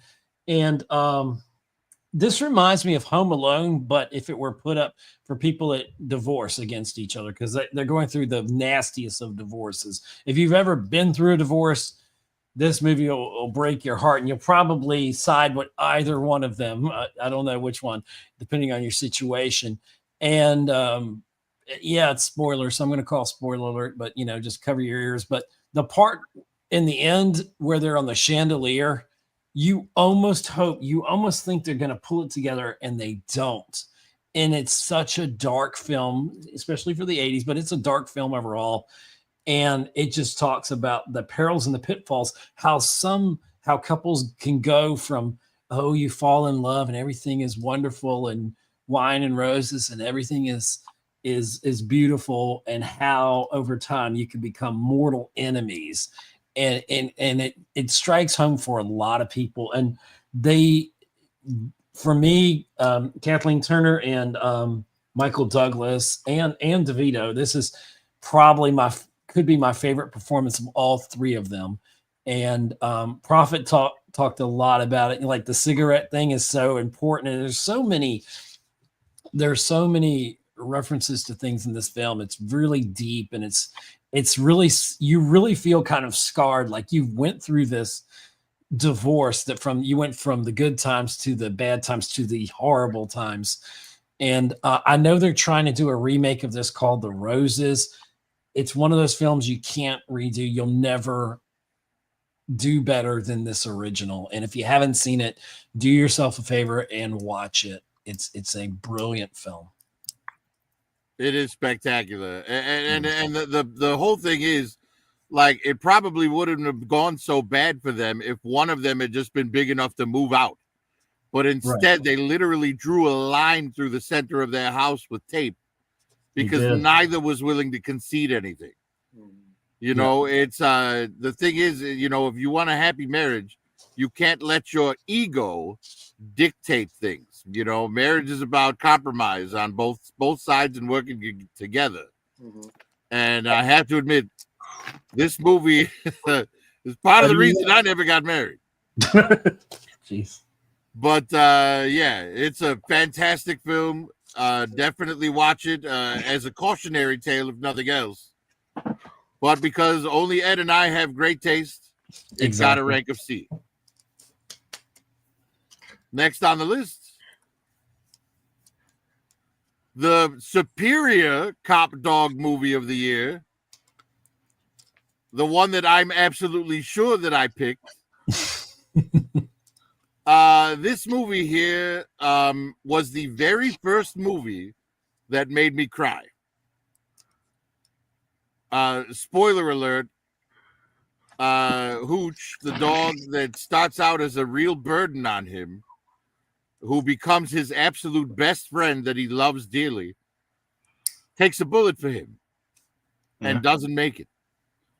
And it's just, you know, basically Tom Hanks is friends with a guy who runs a junkyard, and Hooch is is the junkyard guy's dog.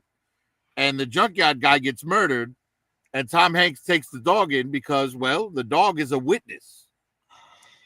Right? So this isn't like the police pad him up like with Jim Belushi and Jerry Lee. This is you know, they're put together by circumstances beyond their control, and they wind up, you know, being amazing friends together. And you, by the end of this film, you absolutely love this dog, and you're completely heartbroken when the dog doesn't make it. You know, there's a little catharsis because the dog did hook up with his girlfriend's dog, and there were little Hooch puppies by the end. But it wasn't enough to stop the waterworks from flowing for me, because Hooch getting killed was just heartbreaking. Robert. But yeah, this was the first movie in my life that ever made me cry. And it figures that I would cry over a dog before I'd cry over humans. And that probably says something about me as a person, but who knows? But yeah, I absolutely love this film. I think it's the best cop dog movie ever made. And, you know, clearly others don't agree with me, but at the end of the day, they're wrong, and that's all there is to it. There you go. But because I'm the only one that thinks that way, it gets a rank of D. Moving on. Next movie on the list is Uncle Buck, picked by Ace, M3, and Curtis. Curtis, why don't you start us off on Uncle Buck? Uncle Buck, John Candy, gets asked to watch his nieces and nephews, but they don't really want him to because he's kind of a in their mind a loser, but he really teaches them and cares for them, and everything comes out in the end. Next person. Well, all right. M3, go ahead and take over. Hey, John Candy, bless that man. He's funny, very, very charismatic. When he comes into these films, and it does what he does, I'm a fan of his. I'm surprised he didn't make it to be a Ghostbuster. But Macaulay Culkin in this, only because I'm seeing him, and the girl that's the older sister has a really big problem with him at first, but then realizes he's a normal person, and wait till you're my age, girl. Like, you're gonna see life as how it is. And his big old burrito of a fucking car, dude, sick. But other than that, like, I've watched this movie I think twice in my life. Oh yeah, and what's her name from Roseanne? She's a nutcase. She's all over. She wants. Oh yeah, the sister. Yeah.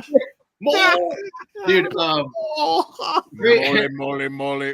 I'm only going off of my memory from watching this excerpt right here and how it goes. But my good friend Fernando's wife loves Uncle Buck.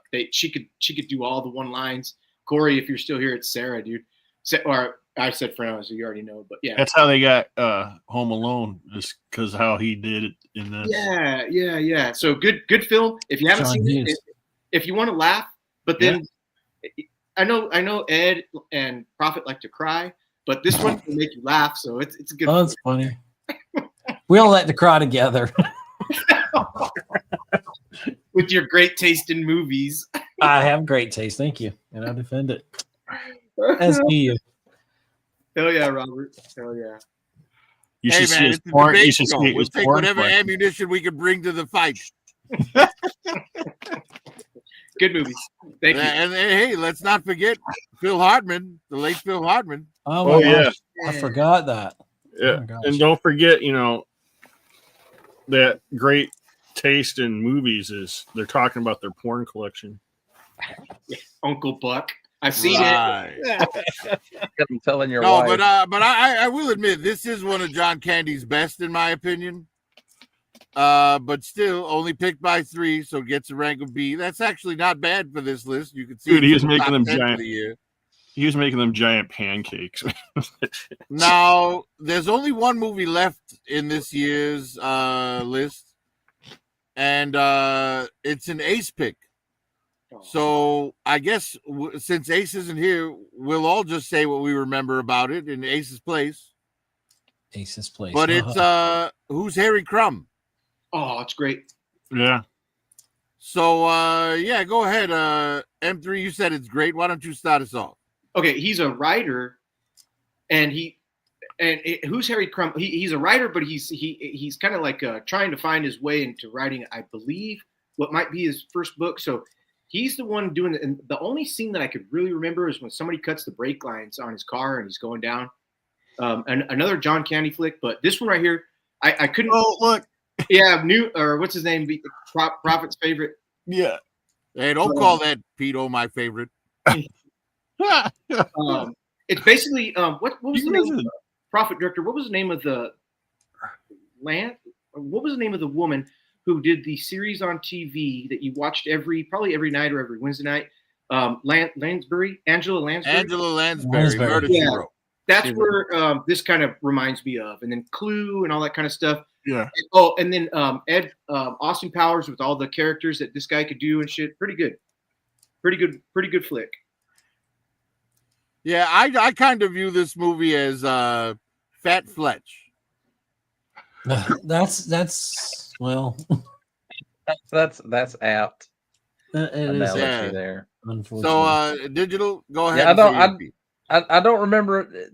I don't remember it quite the way M3 does. I remember him being a detective in like a detective agency, a big detective agency, not a writer. Yeah. Yeah, maybe it was a detective thing. Oh, he wasn't writing a book? No, I think he was a detective. He was like the head of a big detective agency. Like, So you're saying M3 is wrong? Oh, I'm always interesting. wrong. I'm This just is- saying he's confused. Yeah, I agree. Except with Steel Magnolias. He was a and- private detective. That's Steel what it was. Magnolias, I'll die on that hill. Private detective. Private Dick.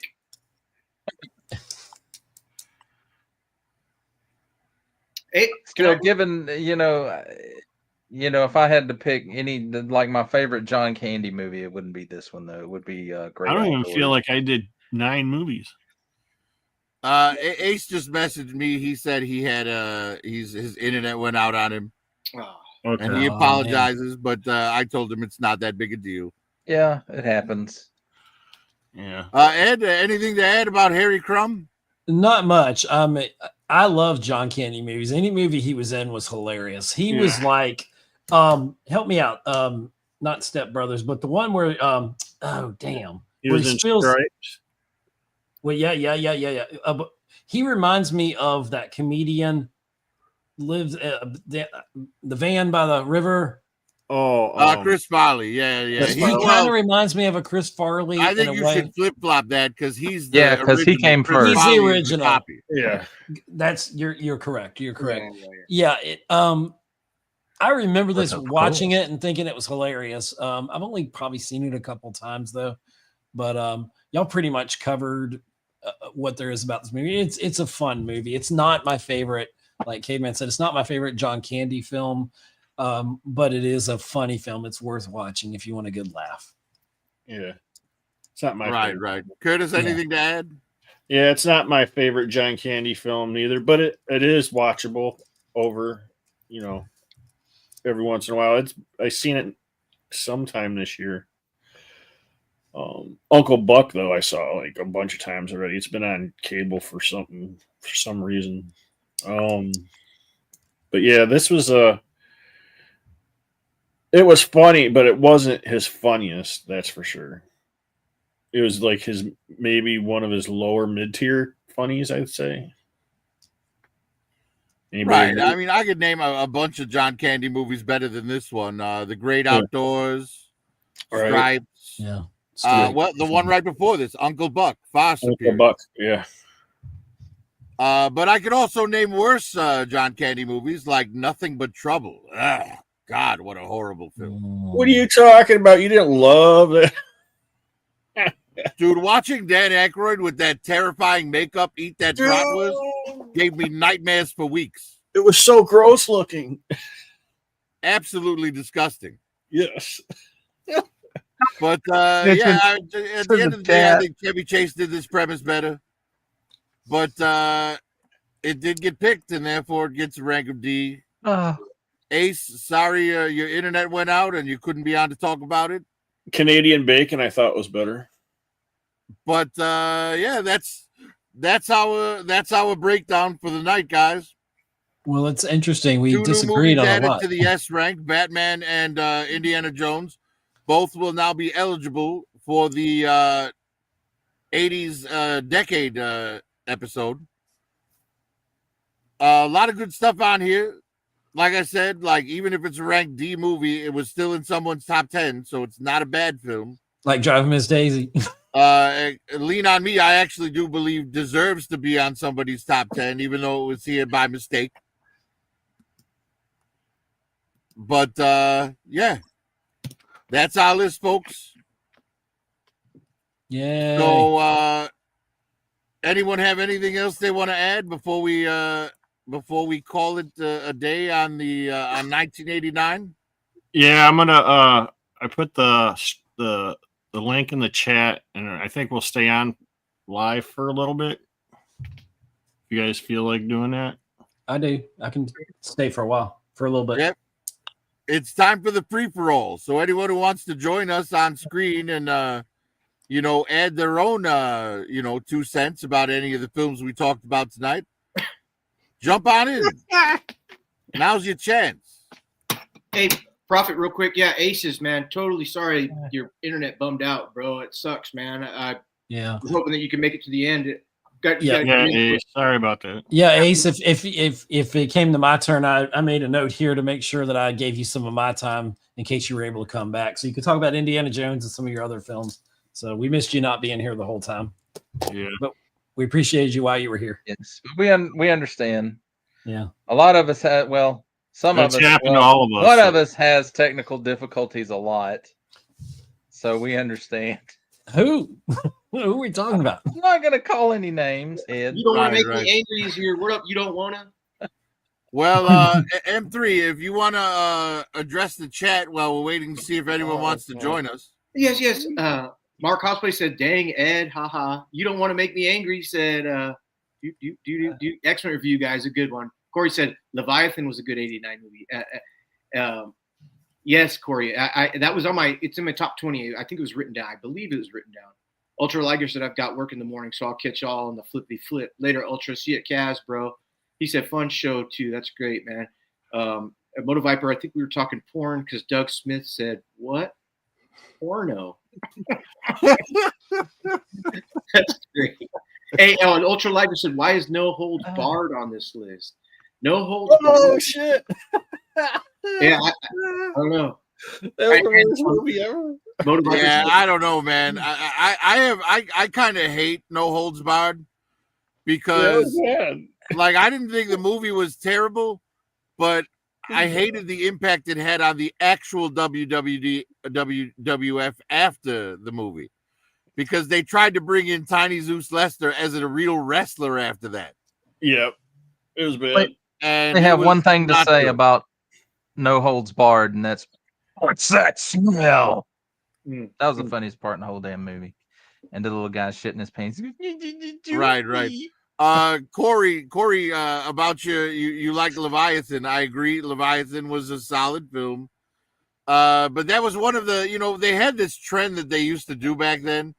Whenever one studio would make a movie, other studios would make a bunch of shit to try and, compete with it. Like, for example, that 89, we did, it wasn't just The Abyss and Leviathan. We also got Deep Star 6 and a whole bunch Yeah, of a lot of direct to ocean video. movies. Yeah. We got Volcano and Dante's Peak in the same year, and Yeah. Pierce Brosnan. it was just one Pierce of those Brosnan, things they yeah. used to do back in the day. Studios always felt like they need to compete with each other. Mhm. Well, yeah. Remember when Star Wars came out? All that stupid shit that came out after that, trying to copy. Oh, did you hear that, Ed? He just called Battlestar Galactica stupid. Well, he's an idiot. Battlestar was good. Battlestar was good. I was a fan of Battlestar. Who are we talking about now? No, listen. you remember what was that one movie that tried to compete with Star Wars, where they took Sean Boy from the Waltons and made him the hero? Oh. He had Yeah. the spaceship that was shaped like titties. Yes. I just watched that like a year ago. Nightmare Ellen. Oh, and the one with the Hoff.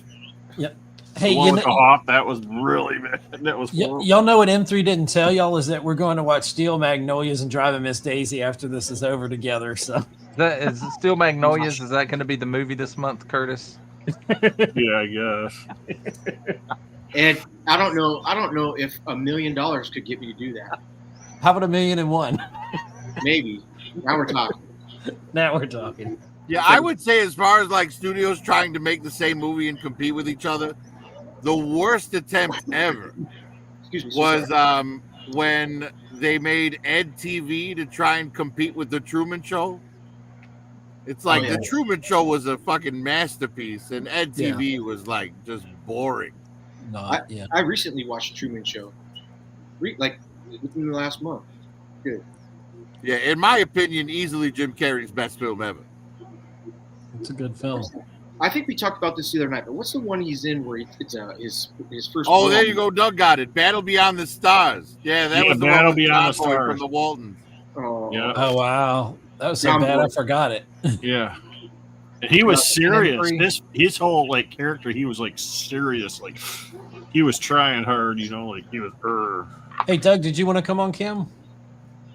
Yeah, feel free to join us, Doug. Doug, join. no. Doug, Hey, I'm here. I was just reading some emails. work emails already. Yeah. Fuck Uh, yeah. It's Sunday, man. I know to prep yourself. Frankie boy. Yeah, that's What good. up? What up? Right, I we're like we're the on good free shit. for all time now, though, folks. So anyone in the chat that wants to join, I believe Curtis put the link in there. I The did. cool thing about 1989 was that it was VHS. You might have to like it was scroll at up its a little bit peak. to get to it, but it's in there. So a lot of these movies were all VHS. Like go there on a Friday night and everybody picked out a movie, so you had a stack of movies for the whole family throughout the whole weekend. And there it is again. I miss Moto. I miss Blockbuster. Like going You know there what for I mean? Friday, and then you get there too late and get the last copy of that new release, and you're like, damn, I miss the mom and like pop. ruins your whole weekend. Yeah, but yeah, those two. just renting these were the movies that you rented on VHS that you didn't really go to the theater to see so much. We saw the Some of Indiana Jones in theaters. A Some of Batman them, was- we didn't pay our newspaper route money to go see these movies. But now that Right. we're adults and we talk about them, we realize just how really good and truly fantastic. Batman they was are. the first movie I bought with my own money on VHS, and I bought 2 copies of it. See what I'm saying? That's One, exactly which I my still point. have wrapped in the original cellophane wrapping. Why don't you just say Rapper. plastic? Yeah, I don't remember what the first movie I Plastic. bought on VHS was, but I do remember the first movie I bought on DVD, and that was Twister. That's a good one. We have cows. We have cows. Yeah, I love Twister, man. That movie. I is like the sequel too. I the thought the guilty sequel was pleasure for me. not as good as the first, but still good. Wait, the sequel or the reboot? Whatever that last one. It's Twisters with technically the a S. sequel. Yeah, it's Empree. technically not a a sequel, reboot. yeah. It's a sequel. Yeah, it's technically a sequel. It's good, in its It's own pretty right. good. Oh, Wow, Mark Fred is- Cosplay said he watched 89 Batman 5 times and Jurassic Park 3 times. What up, Fred Hyster? The new Jurassic. I already Hello, saw the Mark. Jurassic World Monday. It was a sneak peek movie, the Monday mystery movie at Regal. It's mid at best. I know I got into trouble with Caveman and one of his cave kids. Me. Wasn't it one of your It's cave mid. kids? You're one It of was my your kids. cave- Yeah. You want to tell him what she texts you? Oh God, I don't Just even remember. No context. No I know, and I was context like, at all. What the hell? She just texted him, "You gaping asshole." Oh wow, that's a That's like- problem. well, that's what That's like- text. That's Wow, what somebody's text bringing their reporters kids are up. Hey, front, hey, that's all I look, thought. It was a gaping asshole that got Ed a strike the other day. Was it? Yes, it was. It was. Ooh, I don't want to talk about What- What that. strike was it? Let's do that off the live. Let's do that backstage to talk about that. No gaping assholes here for Ed. I just wanna Man, thank- it wasn't I your wanna- fault, man. It but was a learning I- experience, and It you was a learned your learning lesson. experience. I will screen who comes on live. I Let's thought I talk did. some tea. I Let's really talk thought some it was tea. M3 or somebody. It sounded like one of you guys, like you were disguising your voice, but it kind of sounded like y'all, and it wasn't. Hell yeah, Corey. It was What was secretly it? M3. What was it? It Like probably black was. transvestite It or what? was.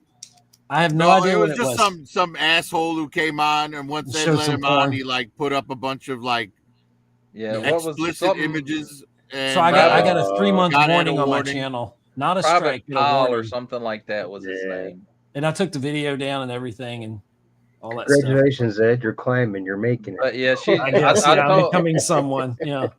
I told my daughter that that Ed had seen it early, and she's like, "That asshole." I said, "You should text him that." She says, "I'm going to," with no context. And then a few minutes later, Ed texted me. He's like, "Did your daughter just text me, Bleep, gaping bleep. asshole?" I was like, "Yeah, like, she's did mad she 'cause mean you went that- and is seen this- Jurassic World." Is this text meant?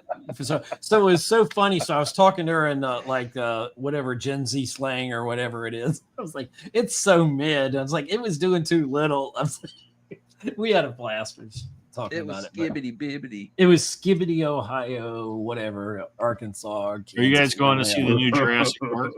Yeah, I Oh, already yeah. saw it. Yeah, it's yeah. You already have saw not it? seen it. You Yeah, have it not was. seen It was that Curtis just entered the chat. Apparently, yeah, You're it was the right. Monday mystery movie last Monday, and Where? they're at Regal Oh, because they have those every other Monday. Yeah, so everybody was shocked, and it's funny when we went there. The manager never is in the lobby saying, "Make sure you don't record with your phones," and then she's like, "Oh, we require that that you don't do that for every movie." And there are people coming up there because apparently it leaked on Reddit. So I don't really follow Reddit. That's what them little kids. They follow that Reddit. but yeah, so it leaked and people were like mad that they couldn't get tickets and And she's like, "Ma'am, you have to buy your tickets in advance." And Yeah. we're like, "What's the movie?" And I we was got our hoping, seats for Saturday at 2. yeah, it's if you like Jurassic, you'll like it. I mean, Jurassic fans will like it. I thought ScarJo was good in the film, but it's got a lot of Scarlett Johansson. They call her ScarJo. Oh, Yeah. ScarJo. Yeah. I was thinking G.I. Joe Scarlett. My Yeah, bad. and I kept thinking that Coleman Domingo was the guy in there, but it's not Coleman Domingo. It's the other actor that reminds me of Coleman Domingo. I can't think of his name, but it's okay. Guy. His knockoff Coleman Domingo. No, it wasn't that, but I don't know who the guy was. I can't think of his name right now, but it was okay film. Cornholio. Hey, Corey's out, you guys. He happens to be over in North Dakota right now for work. But later, Corey. Good to see Later, you. Corey. Later, Stranger. Hey, buddy. Good hearing from you, stranger. Yeah. Hey, Fred. I've got Daphne and Velma, dude. You could have Shaggy and Scooby. I'm gonna say that every time I see Freddy. They're mine, Freddy. You can go over there. No. Freddy. Fred's Go going to set there. a trap for you, M3. Yeah, Daphne's got a dinger. So does Velma. I'm like, shit. Like the Bigfoot movie, he's like, or the Bigfoot AI shit. He's like, Yeah. Well, you We're gonna remember do the live action Scooby Doo movies with Freddie Prinze Jr.? Yeah. only one. Like, I have to say, Velma was way hotter than Daphne in that. Yeah, she was. Wait, then Sarah Michelle Gellar. Sarah and- Michelle Gellar was Daphne, Yeah. but Both of Velma is the one that plays Hawkeye's wife in the Marvel Cinematic Right. Universe. She's Also, fucking hot. Mark Wahlberg. She's a smoke show for sure. Yeah. They did a deleted scene where she dances and she gets possessed. They deleted that scene out. Well, Yeah, what- which one was it where she wears the skin tight red leather to try and impress Seth That's- Green? Like, oh that's the my second god! one. The second Gotta be one. the first one. Like, No, she the is second an one. absolute smoke show, and not that Sarah Michelle Gellar is like not attractive, but she's nowhere near as attractive as If you had to pick, yeah. Yeah, I always thought that the brunette was pretty too. Yeah, She's I got thought a that lot- was her really body's strange way that better. They made You Velma see hotter more- than Daphne in it. You see more naughty Thelma pictures than you do Daphne. I'll put it to you that way. Yeah, bending over looking for glasses. Jinkies. Shit like that. Yeah, exactly. She could jinkies on this. What one. was you saying about the Bigfoot video? Oh, the AI Bigfoot videos where he's got the camera in front of him and he's like running, Yeah. and he's like, That's just so popular, so funny now. it's hot right now. Yeah, well, it's what is it? It's Yeti and Sasquatch, right? Well, not all Yeti, Sasquatch, Bigfoot. gorillas. um, They're throwing all kinds of. I seen a Spider-Man one. the Star Trooper ones are funny as fuck too, man. Bigfoot's a big Yeah, I thing saw now, one. man. It You was, missed out. It was really entertaining. They got you a Bigfoot. Because you look at those videos, where like they show like, oh, Asian guy builds house out of mud in jungle. You know what I mean? And they did one where it's Bigfoot like building his own log cabin, like in the same vein. It was pretty funny. Oh yeah, they're good. Hey, Mark Cosplay, and you don't want to make me angry, jump on. You don't want to make me angry. What did he call a cocaine? Well, Mark machine? Cosplay, I'm sure would love to come on, but Curtis has him blocked. Why do I Yeah, have Curtis. him blocked? I don't know. It happened to me a few weeks ago back on Kaz's The channel. Curtis is Virgo mean. was fucking around and accidentally blocked me, and it took Kaz because it was his channel to unblock me. So you have to unblock Mark. Well, that's like Mark Cosplay's new shtick. He keeps accusing everyone of blocking him. Yeah, you blocked me. You blocked me, M3. You blocked me, Kurt. how do you unblock him? Fuck if I No, know. Curtis, you didn't block him. It's just his new joke. Oh, okay. No, He says I blocked everybody him. blocked him. Somehow or another, I blocked him. Seriously, for real. Honestly, I blocked him. And the only person that can undo it is Curtis because I blocked him while I was on Curtis's channel. How? I don't know, fat thumbs, drinking. It- Shit, I don't know. It was the dark side, Curtis. It was that. Don't you gotta have a wrench to block? Yeah, you need to have a wrench to block. It's Kathleen Kennedy that did it. I don't know.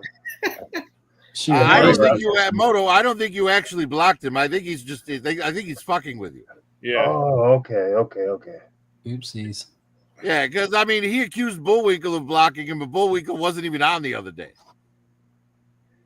Oh, okay. Fucking Mark. See, he's fucking with us. You see what Yeah, he said? fucker. Yeah, now I do.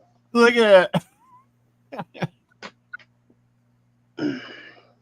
But you're wearing those Hanes ball hugger, those cup holders that are built in. Those are nice. Those look good on you.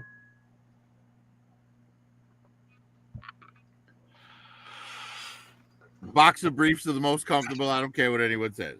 Oh, hell knows. Those silky ones with the built-in the ball holders. Oh, they're the best. Right. It depends on the Yeah. brand, obviously. Hanes. Yeah, actually, I agree with you, Moto. Hanes, man, they're comfortable, bro. If I wear boxers, they kind of make me Silky. feel a little funny down there. No. Well, these are I said these boxer are boxer briefs. briefs. Oh, boxer briefs. Yeah, yeah. Yeah, these are and they got like a built-in ball sack already ready for Yeah. us to just Right, and the Hey, I fact picked that this up. the fact that they have legs on them keep them from riding up your crack. yes, it's great. That's why I love it. Huh. I just texted you. Like if you're still wearing tidy whities and you're not John Cena in Peacemaker, like you got a problem. Oh, that comes out next month or August.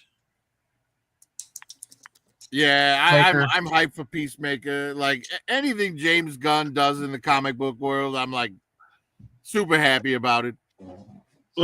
Superman happy about it. Superman. I mean, Peacemaker season 1, I don't hate it, but watching it once was enough Ooh, for me. smell this marker. I'm not smelling that shit. You smell it. Let me smell. I did. Oh, it smells good. Oh, that's It smells like shit. No, that's Ace Gap. What is it? Ass Gap. App. Well, this stream has took a right turn. Ass Gap. I know. Yeah, Well, we- I mean, let's be honest. The stream that we set out to make tonight is finished. Anything from here on out is Yeah. basically the casual toy chat. Oh God. the dime store version, right? Flex hard. And flex look, hard. Ed, you're no longer left out. You are officially an action figure collector Yes, I am. 'Cause- Yeah. because you Yeah. bought $6 million man action figure at Joe Fest. What? Get the out. I got. Yeah, we got to. Ed plays with dolls. Ed plays Oh, yeah. with dolls. See, and this is just proof of Ed's age. He bought a Steve Rogers figure, and it's not Captain America. Excuse me, sir. A Steve who? Oh, Steve Austin. Thank you. The original. Yeah, there you Steve go. He bought a Austin. Steve And- Austin figure, and it's and not he's a a- wrestler. And he's a colonel. You're still He's a old. Colonel. He's got the bionic guy. Oh, got- he could, his dude. You know, that's always been something that weirded me out. Like even about the old the GI Joe with the same feature with the bionic eye. I always just looked like he got shot in the head. He's got Yeah. he's got the bionic arm with all the Yeah. the Hey, take bionics it- there. Look at do his And hand. this is in pristine. Yeah, you can do the hand. It's a Whoa. special hand you put on there that he picks up the girder with, That's cool. the steel girder, and he's got the the thing in the back that you push. Let's see his And- booty. Yeah, but he's never beat The Rock at WrestleMania. Oh, he's a little sagging. He's worked But out. He The did guy I really got him good. from, he's pretty awesome. This is the dude I got it from, and I'm gonna have him on my podcast. Big Earl's Vintage Oh. Toys and Hey, you're Fun Antiques. Why Dude, are he- you mirrored? yeah, you're mirrored. You're mirrored. I don't know why it does that. I Yeah, unmirrored it The other night, and he flipped it, and it didn't do a damn thing. because I think the camera's taking over from the StreamYard, but it's weird, man. Bob, he's lost See- control. AI is now in control of Ed. Yeah. Hey, we But- didn't even notice with your shirt says six pack profit. Oh, yeah. It took this long. All those Pac-Mans are facing the opposite direction. That's nuts, dude. Well, Pac-Man can face either direction. That's The right. words on the Not the- shirt not the are letters. backwards, though, and that's Look at the letters on top of his shirt, though. That's crazy. yeah, I know. That's what I I, love just it. said. The word. I love it. Yeah. Well, Sorry. anyway, he threw this in. I This mean, is an hell, actual- the Star Wars on the bucket behind him is backwards. Good Lord, dude. Ed, your name's backward on your screen. It says Drollhelm. Does it for real? Because when I'm looking Oh, dude. in StreamYard right now, and everything looks correct. Like this is my right hand moving. You know. To me, it looks like your left hand. Oh, that's so Yeah, weird. that's 100% your left hand to us. Well, I'm watching it on there. The words are correct. My words are correct. At least I don't know. Not for us. But anyway, he threw this in, and this is laminated. It's actual Kenner, and it's got the their version of like a movie viewer and all that stuff. But this guy has the biggest collection, either in the U.S. or the world, and all this stuff is like brand new. He The knew last somebody time the on inside. rebels got laminated, they blew up the shield generator. Yeah. But it's really cool. You got the bionics there. None of this stuff is scratched. I mean, this thing is pristine. You'd think this thing stepped out of the right off Yeah, the assembly line. it was really in prime condition. Other than like there's some parts missing. Like I think there's some covers that go on those bionic Wait, pieces. Well, and no, then, actually, it's not missing those at all. There are no I thought covers you on told it. I thought you told me there was covers that went Well, on. no. He was gonna throw in the free skin because there's Oh, skinny, the but sleeve. I forgot Okay. to get that. But you can see there is a little right here. This one is a little bit faded. That's a sticker, but where you have the plastic for the bionics, look how pristine that is. You don't see that on a 50-year-old, action figure. But this is a Wait, very you didn't get that from M3, did you? Because if you did, you need to check No. it with a black light. no, it didn't have Hey, I don't any. fuck with Rails Prophet. Trust me, there's nothing on him. No, but that doesn't mean spillover from when you were messing with your females couldn't have happened. True. But Spray, Oh, man, no. spray. He said spill. It's an area effect. It's But on the moon. I used It's on the moon, dude. But the dude gave me a good deal on this because last year a caveman was with me and I picked up one. It's like $80, and the outfit was worn and the little Yeah, it was $68 really patch dingy, was- and you know how dust gets into crevices and yeah. stuff. That it But this It is wasn't I'll bet great. you M3's toy room looks like a Jackson Pollock painting in a black light. it probably does. Yeah, it's I like don't doubt that. those black light posters you buy. Hey, I picked Wow, up my really good. 109th sub just now. Even drips, they're still in effect. They're just crystallized. I cannot get this stupid plastic on here. But yeah, you probably noticed that there's a lot missing behind me. I've started moving part of my studio out of town to my other location. My next- So I'm packed up a lot, but I still got more packing up to do. So you're taking everything over to the studio? Well, to my other studio, in another city. I'm moving, so or Are you- whatever. Are you not with your?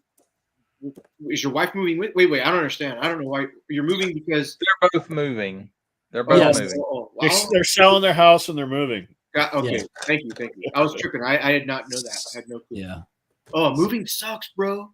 I ain't moving Yes. nowhere. I don't Prophet, want to move. Hey, no, look, M3, that's a legitimate question though, because he said we're moving and then he corrected himself. Well, Well, I'm moving. I there's things and I that can't doesn't insinuate say. that there's trouble in paradise. There's definitely not. In fact, we're coming up the end of July. Will be 10 years we've been married, but 30 Pepper, you something named her Pepper. 30 something years. Pepper. Do what? You named her Pepper.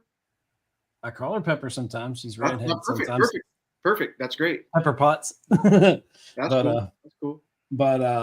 Yeah, so and I'm doing the radio station. Yeah, that was one of the biggest job down there. disappointments for me because I bought a Peppa figure from the MCU and she didn't come with any pot.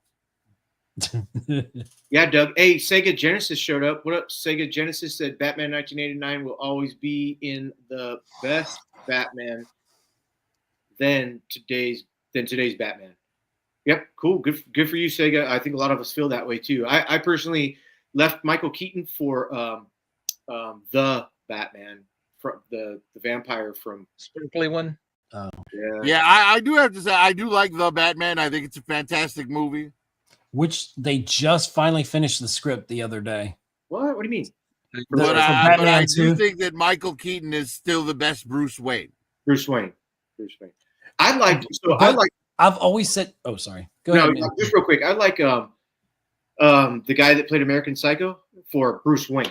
Oh, he's my worst. Well, Okay. yeah, because he Okay. just repeated his character from American Psycho as his Bruce Wayne. Okay. Yeah. Okay. But if Bruce Wayne were a real person, like in everyday life, I think, not saying this guy is the best Bruce Wayne, but I don't forgot his name.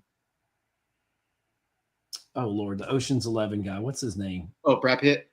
No, Batman and Robin, the worst Batman. George Clooney. Oh, George Clooney. Oh, in God. in real life, if there was someone that would personify Bruce Wayne, kind of the playboy thing, I feel like that he would in real life. Not that he's the best Bruce Wayne. Look at or- Digital said no, Batman. sir. I Digital, know. who's your Bruce Wayne? Digital. He's not my Bruce Wayne, but Oh, I think visually, Val Kilmer pulls off the best Batman visually. Is that the nipple suit? But correct? I think Yes, that's right. Keaton. Yeah, he had the and no, and the- Bat Nipples was Clooney. No, Batman and it was Robin. at- Oh, it was Bat at the end Nipples of Batman was both Forever. of Joe Schumacher's Batman movies. Oh, it was. He those like two? he Okay. liked Bat Nipples and Neon Lights. Joel Schumacher. And close-ups on Batman and Robin's crotches. But I did But love as far Chase. as far as personality wise, I think that Keaton really takes that because you can see in a thing where he can just spin on a dime, whether he's nice, mild mannered playboy, billionaire, philanthropist to Batman. But Right, I say that. think I'm- Keaton doesn't get enough credit for his is more of a cerebral Batman, a more damaged Batman. Like I love Nicole Kidman as Chase Meridian, his like psychiatrist or whatever. I think that's interesting. Of course, the worst Harvey Two-Face was whatever his name was, great actor, but Tommy Lee Jones. yeah, and I think Jim Carrey nailed the He joke. did. The Riddler, He- excuse me. He Which- nailed Frank Gershwin as the Riddler. Yes, he did. And those roles. Yeah, the but role you was watch Tommy Lee Jones' performance in that film, and then you think about he told Jim Carrey that he couldn't sanction his buffoonery. yeah. It's like, really, dude? That's the pot calling the Exactly. kettle black if ever I've seen it. What's interesting that Robin Williams was almost promised the role of Riddler kind of unofficially for the He Joker. didn't want it though. Was it the Riddler or Joker? No, he was in the running to be the Joker originally until right. they hammered out their deal with Nicholson. Nicholson. And then they said, well, we'd rather you play the Riddler anyway. but I And personally so felt he he was was- a little too old for the role. No, he- he turned it he down was- from the get go. Yeah, no, not at the time. No. So he was pretty much promised in everything but writing that he was going to be the Riddler. The same as not Damon Wayans, but the younger Wayans brother was supposed to be Robin, and he was supposed to be in the '89 film, like at the very, very end, and then he was Into- supposed to have a more prominent part in Batman Returns, but then Tim Burton didn't want to use Robin. So they were contractually then- obligated to pay him full price, and Yes, he got they paid did as have to if pay he were him. in the film. Because he So- was under contract to Yeah. do that, and then he was supposed to, when Schumacher took over and they did Batman and Robin, he was supposed to come in and do that, but they decided to recast it to Chris O'Donnell Yeah. instead because his Well, backpack I was have to bigger. say, I think Paul than Val Dano's Kilmer's. Riddler is easily the best Riddler. And that's from the Batman, right? Yes. But what's interesting, I mean, I get that. It is a great performance. I love that film, but it's almost too dark for the Riddler. I mean, I get it.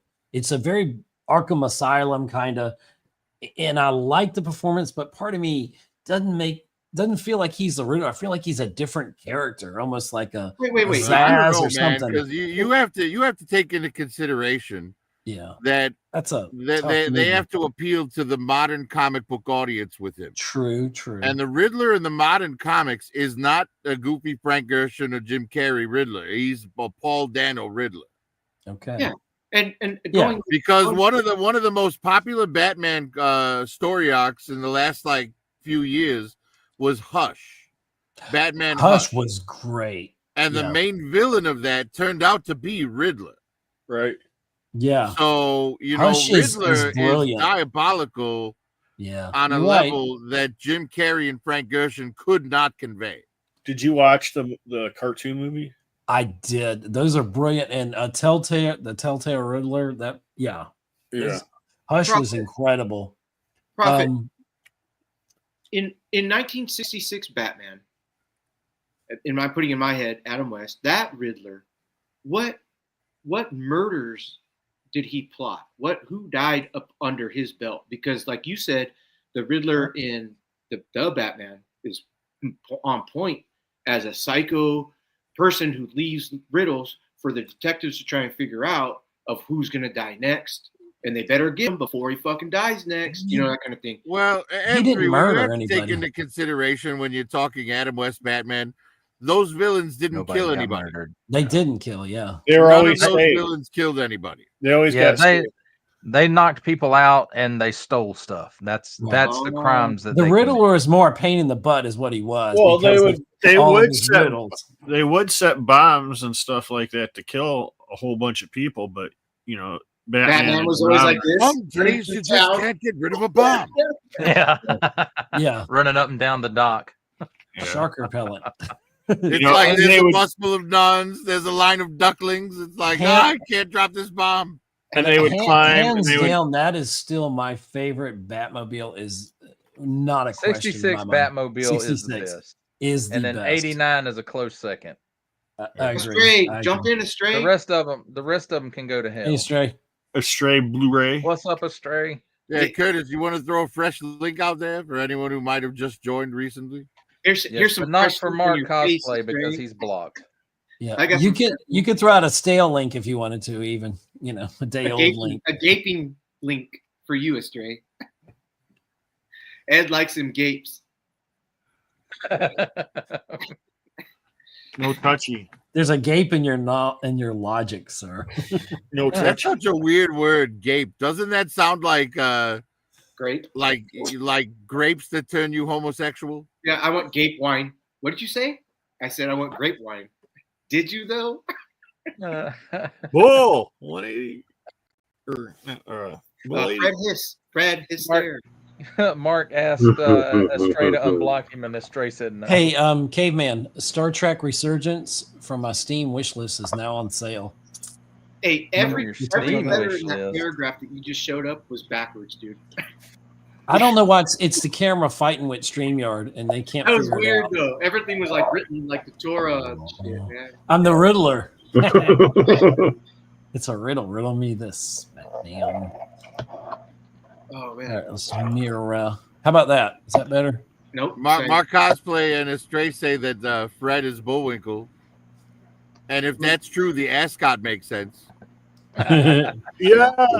Bullwinkle. Fred is merman. Look at him. Hella happy and shit.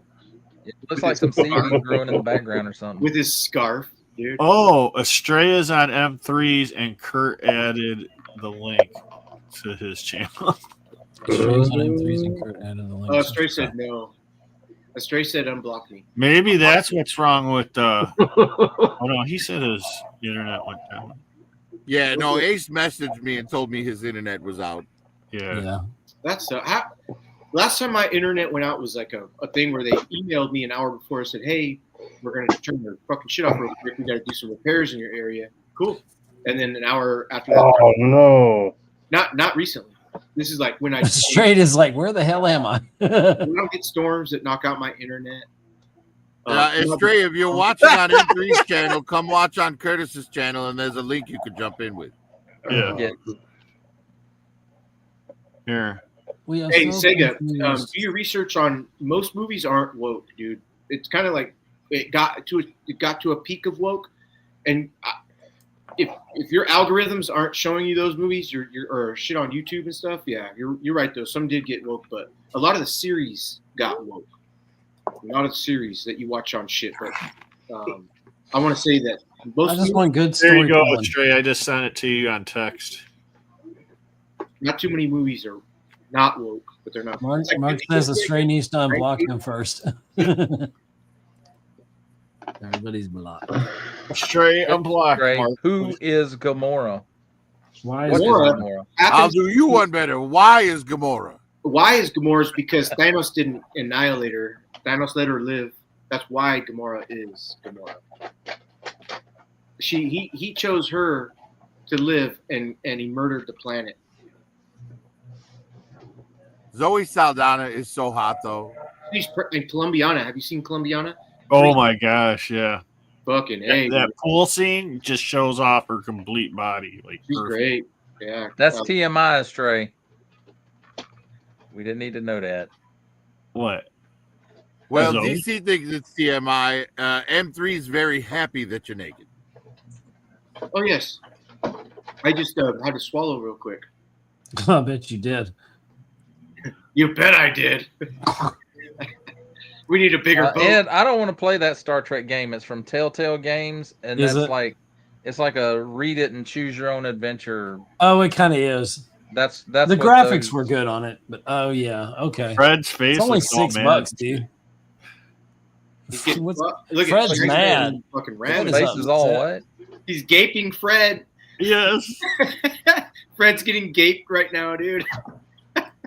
Right. Well, if you look at that picture, Shaggy's right behind him. Oh, dear.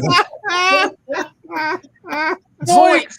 Have you ever had your shit pushed in? Oh, there you go. Much He happier. found the lube. He found the lube. Now he's the gaper. He's like, see, I could do it too. Oh, God. Fred Hysteria, that's great. Digital, you hang out with a bunch of fags, dude, a.k.a. Curtis, a.k.a. Ed. I'm out. What? Yeah, did you M3. hear that? M3 just called you a lover of the eggplants. Well, the fact that I was streaming on my channel, don't like that. Oh, Mark Cosplay says to play that Star Trek game, it's great in the sequel as well. No, I'm gonna pass. I used to read your own adventure books, you know, like back in grade school. That's 100 years ago to some of you folks probably, but yeah, no, I don't care much for those games. That type of Yeah, game. I don't care much. Star Trek completely sucks all the way around. Even the Klingons. Oh, Curtis, Yeah, Curtis, okay. Curtis. I'm just kidding. I want to Oh, express that Prophet. Sergeant Schultz does not Prophet. express the views of the Prophet Director in any way. You need to target his location with photon torpedoes, and What's up, ex Daredevil? And what's up, oh, Next Daredevil. Daredevil. What's up, dude? Daredevil? And Mike McClung, what up? Yeah, we ran into Daredevil at Joe Fest too. That's dope. Oh yeah. Were either of you heard? Nah, it was just like an easy tap. I am being jammed. Mike is being jammed right now. There's only one man who would dare give me the raspberry. Oh shit. It's yours, Mike, for being jammed. Sorry. Fucking F3. That's fantastic. Thanks for that, F3. Thank you for that very, very much. On that note, Oh, that's funny. man, I swear, man. If Ed sends me any more weed, dude, I'm like, Ed, stop, I'm dude. not sending you any of that. And he sends me coke. He's like, okay, I sent you some coke. How about some nudes? I'm Send me like, some all right. gummies. Ed likes them nudes on digital. Yeah, Digital's like, yeah. I sent him one once. Man, every he month. has. Hey M3, what is the big He's got Bigfoots a call it? hard drive with a massive booger collection powder or of, something? Oh yeah. Oh no, You it's something sugar. He's called it at least two things. I forget though, man. They're pretty good. Something booger. Oh yeah, Snow Booger or some shit. Or, Booger Yeah. sugar. Hell Booger yeah. Booger sugar. That's what it is. Hey, shout out Do Rob78. you want to build a snowman? Yes, but I Yes, can't. but I can't. Booger sugar. Feige was very clear. That's the one thing we can't talk about.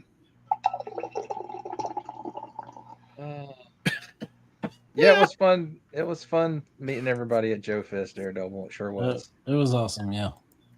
Yeah, I So went looking the- for the Daredevil, surprise but you people were like ran- walking really fast, we- Daredevil. Jump on, Daredevil. We met. Come Well, of course, we met Kaz. We, like, you know, all around we saw Kaz. We ran into Kid and Raw Talk as well. I Where's didn't even know MC? they were going. MC. You fucker. Well, It's fucking F3. Look. Look was at it Kurt. MC was like, Yeah. he was in one of my Hey, videos. how are you, my friend? I don't even want to know Where's what the that is in voice your is mouth. this? He's like M3's penis is this tiny and it's going in my mouth. Like whatever's in Curtis's mouth, he's clearly enjoying it.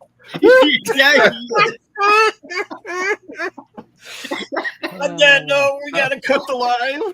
And Ed's like, I need to jump out of here, man. I can't be associated with these people. hey, Ed's getting a Basically. boner, dude. It's like Brokeback Mountain all over for him. He cried at Brokeback Mountain. Oops. I don't know what I just walked in on. Yeah, you do. I've been here and I don't know what's going on. It's great. Yeah. Stray All I Another know night at is the old I folks' saw home. moisture, and I'm just gonna mind my damn business. Did you say moisture? You're He naked. said What are you talking moist. about? He's naked as fuck. Boys. Curtis, Probably this is a hotter than judge-free hell. space. Lord. You know, sometimes the weather gets real hot down in the south, and you got the Don't blame that on the South. Don't blame it on the South.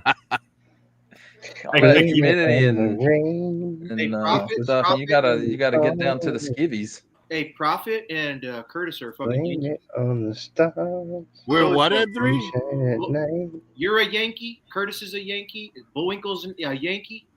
Ed is a fucking not a Yankee. Digital's not a Yankee. Wait a minute, Ed3, did you just say you want to yank me? That's what it sounded like. And Wait, Curtis you at want the me to same make it- time. You want me to make it official, Prophet? Hey, Prophet, can I yank You want to ride bitch and go cross country skiing? Is that what you're saying? Yes, yes. Please gape. Gape at your will. I'm gapeable. Wow. That's TMI. But is it? Yes.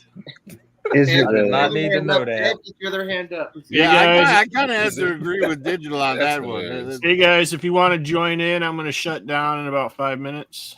If you want to join the backstage, Yeah, Mark Cosplay, Daredevil, anybody who wants to jump in, man. This is your last chance before Hey, we Mark. take it backstage. Mark Cosplay blocked us. I haven't been on with Mark Cosplay in a few months now, man. I I kind of know. miss it. yeah. He said his pussy hurts. Hey, never talk about another man's vagina in public. He said the same thing to me today. That's cool. What the Mark fuck is Cosplay. that? What the fuck is He that? he wears his vagina on his shoulder. He's very Yes. clear about that. Mark. That guy's thinking hard, dude. This That is monkey's supposed to be kissing. hey, Buddha asks him. Confucius asks this guy questions. How?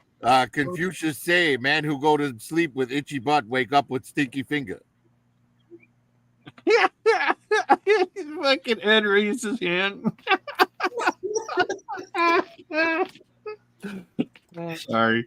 It was like perfect timing. Oh yeah, dude, that's great. Oh shit. Back, y'all. My rental period has expirated. Yep, mine as well. I'll be back as well. You need a Tampax for that period? Oh, shit. Bull's here. Damn. What up, Bull? Oh Shit. wait, Bull and Freddy. I hope you weren't there for long. Bull, why? How Bull? How is Bull here and Fred is here? I thought Fred was Bull. Do you Fred is believe Bull. in It's Bull magic? Fred. Do you believe in heart's desire? Do you want to build a snowman? Do you believe in magic?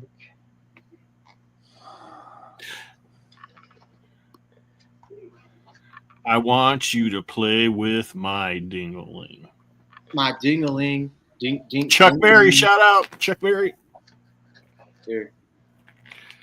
Curtis, suck on those. Those little pencil tip nibbles. Yeah, she's like, hey, I'm a Beautiful. robot. I'm a robot. I was made this way. Perfect. Those nipples look like they can stab. They're antennas, dude. They have a function, okay?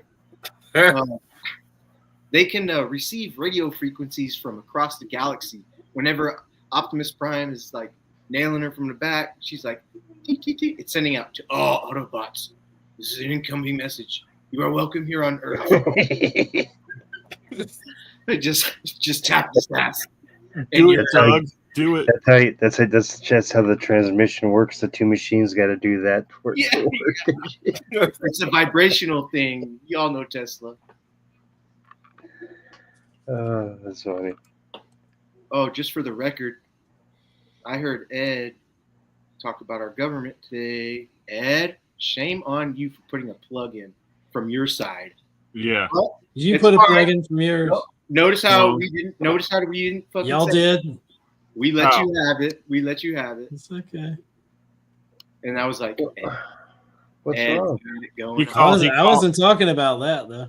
I was talking about something else, but Lies. I don't know. You said Nazis. Yeah.